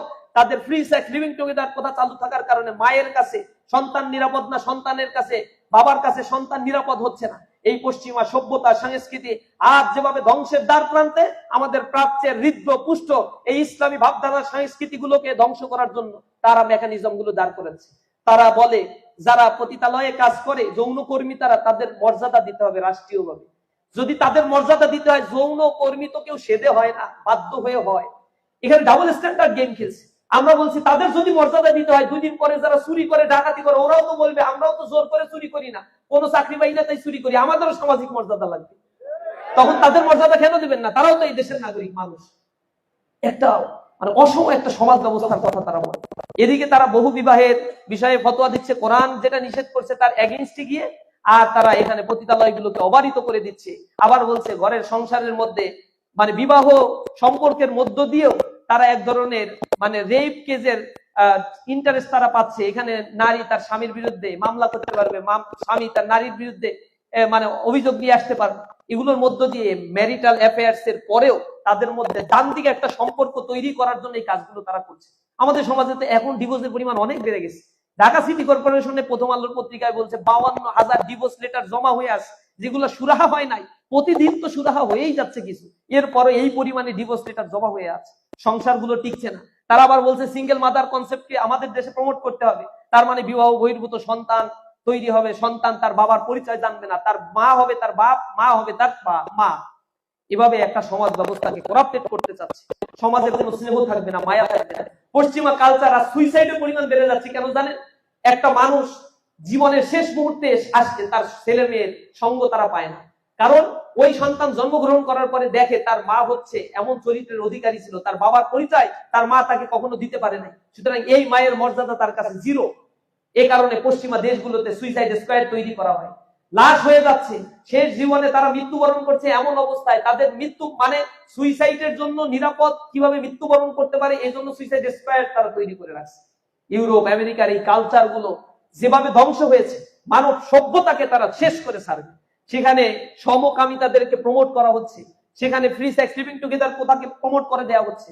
অথচ লূত আলাইহিস সালামের জাতিকে আল্লাহ রাব্বুল আলামিন যেভাবে ধ্বংস করেছিলেন, এভাবেই এই জাতিকেও ধ্বংস করবেন যদি তারা এই সমকামিতার রাস্তা পরিহার না করে। সুতরাং আমরা আহ্বান জানাই, এমন মানবতা বিধ্বংসী কর্মকাণ্ড, ইসলামকে ঠেকাতে গিয়ে যে কর্মকাণ্ড তারা গ্রহণ করে, এইগুলো জাতিগতভাবে এই সমাজ ব্যবস্থাকে ধ্বংস করে দিচ্ছে। তারা মাদক তো খারাপ জিনিস, ইসলাম বলে এটা হারাম, এই কারণে তারা মাদক গ্রহণ করাকে স্মার্টনেস মনে করে। নারী পুরুষ একসাথে মাদক গ্রহণ করবে, দিস ইজ স্মার্টনেস। অ্যাবসলিউটলি তারা তাদের জীবনকে ধ্বংসের দিকে নিয়ে চলে যাচ্ছে। ইসলাম বলে দাড়ি রাখতে হবে, এটা সৌন্দর্য, ওরা বলে দাড়ি কেটে ফেললে এটাই হচ্ছে তোমার স্মার্টনেস। দাড়ি কাটার পরে সায়েন্স বলে যে না, এখানে স্কিন ক্যান্সারের আশঙ্কা অনেক বেড়ে যায় যদি এখানে দাড়ি কাটে। ছেলেদের বলে টাকনুর নিচে টাকনুর উপরে প্যান্ট পরতে হবে, ইসলাম বলে, কারণ ওইখানে যে হরমোনটা রয়েছে, এই হরমোনের যদি বাতাস প্রবাহিত হয়, বাতাসের মানে পাশাপাশি এই হরমোন থাকতে পারে, তাহলে এটা মস্তিষ্কের জন্য অনেক বেশি ভালো। তারা যেহেতু এটা ইসলাম বলছে, এই জন্য প্যান্ট একেবারে টাকনুর নিচে যতক্ষণ পরা যায় পুরুষের জন্য, আর নারীর জন্য যত উপরে উঠানো যায়। দুইজনের শারীরিক গঠন আল্লাহ রাব্বুল আলামিন ভিন্ন করে তৈরি করেছে, কিন্তু তারা ইসলামকে কাউন্টার দিতে গিয়ে এই কাজগুলো করছে।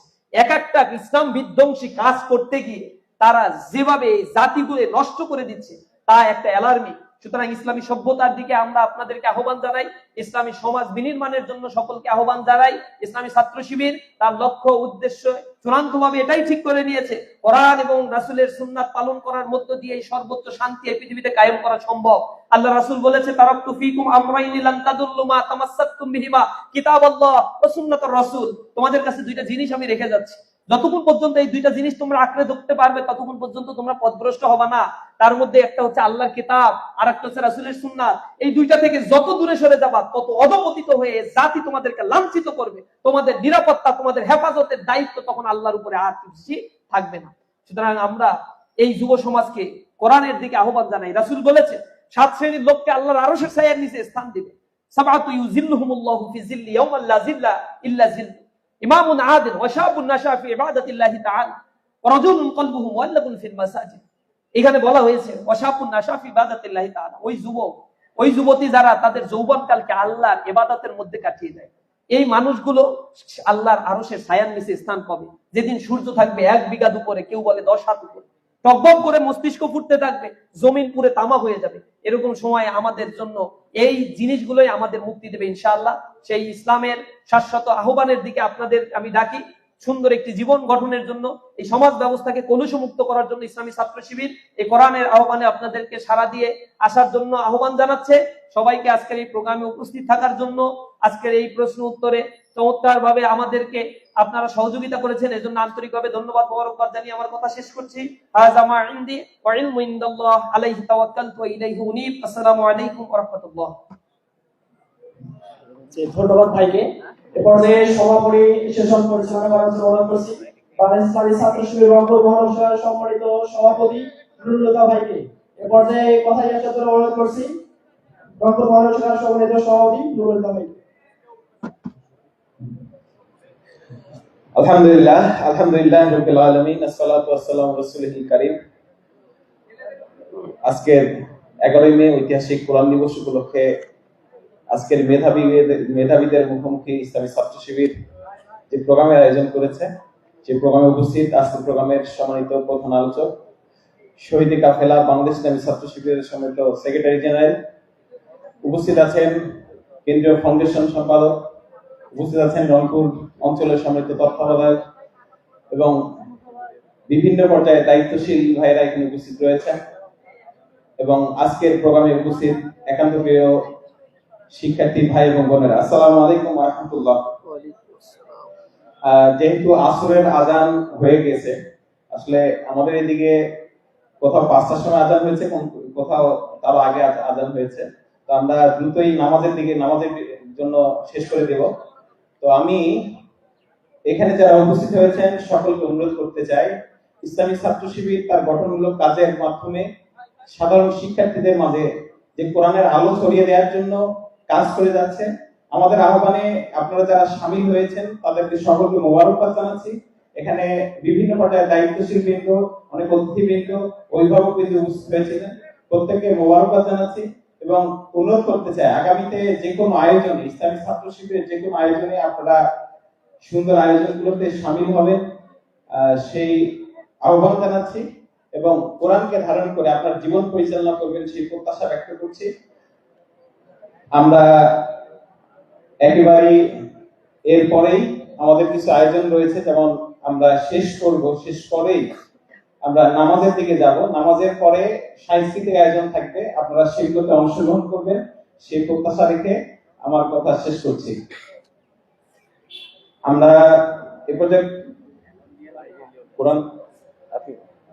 কোরআন উপহার অলরেডি কয়েকজন ভাইয়ের কাছে চলে যাচ্ছে, আশা করছি সকলেই পাবেন ইনশাআল্লাহ। তো আমরা দুইজন ভাইকে অনুরোধ করছি যে সামনে আনুষ্ঠানিকভাবে হাতে নেয়ার জন্য আর কি, দুইজন ভাইকে সামনে আসার জন্য অনুরোধ করছি। হ্যাঁ, আচ্ছা আসুন।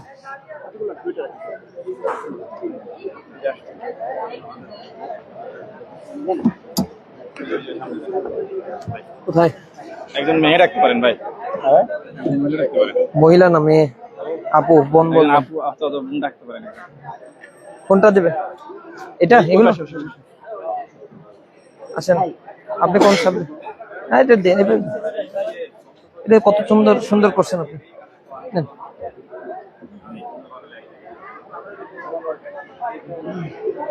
শুকরিয়া, ধন্যবাদ, জাযাকাল্লাহ।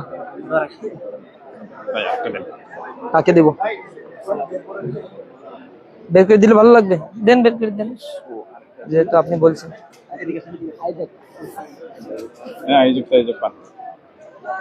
এটা বের করে দিলে আল কোরআন কারীম লন্ডনে প্রচার হয়ে গেল।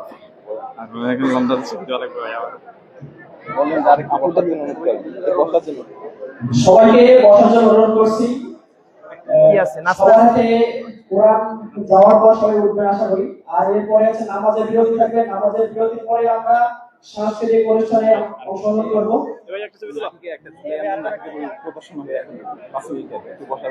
আপনাদেরকে বসার জন্য অনুরোধ করছি। এখন একটি জুলাই অভ্যুত্থান নিয়ে একটি নাটিকা প্রদর্শন হবে আপনাদের সামনে।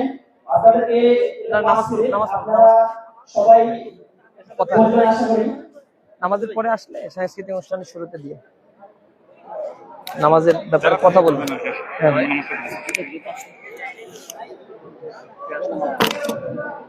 আপনাদেরকে সবাইকে বসার জন্য অনুরোধ করছি। নামাজের না, নামাজের সময় তো রিঅ্যাকশন করবে, সামাল দিতে পারবে। যে আপনারা সবাই কি আমাদের উপহার পেয়েছেন? হাতে তুলে ধরতে বলেন, এদিক থেকে দুই একটা ছবি একটু কষ্ট করে উপহারগুলো হাতে তোলা যাবে, আমরা একটা ছবি নিতাম সবাই। বসেন বসেন, একটু সবাইকে বসে ব্যাগটা হাতে তোলার অনুরোধ করছি। সবাই একটু কাইন্ডলি বসবেন।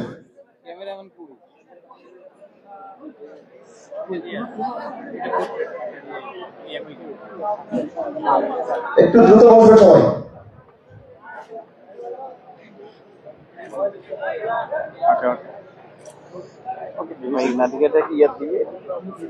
উপহার পাননি এমন কেউ থাকলে হাত তুলবেন কাইন্ডলি। উপহার পাননি এমন কেউ আছেন?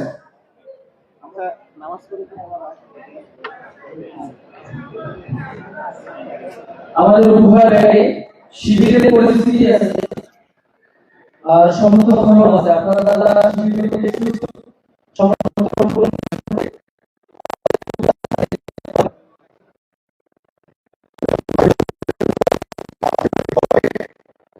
নাটিকা সহ সাংস্কৃতিক কর্ম এটা নামাজের বের করতে যাচ্ছি।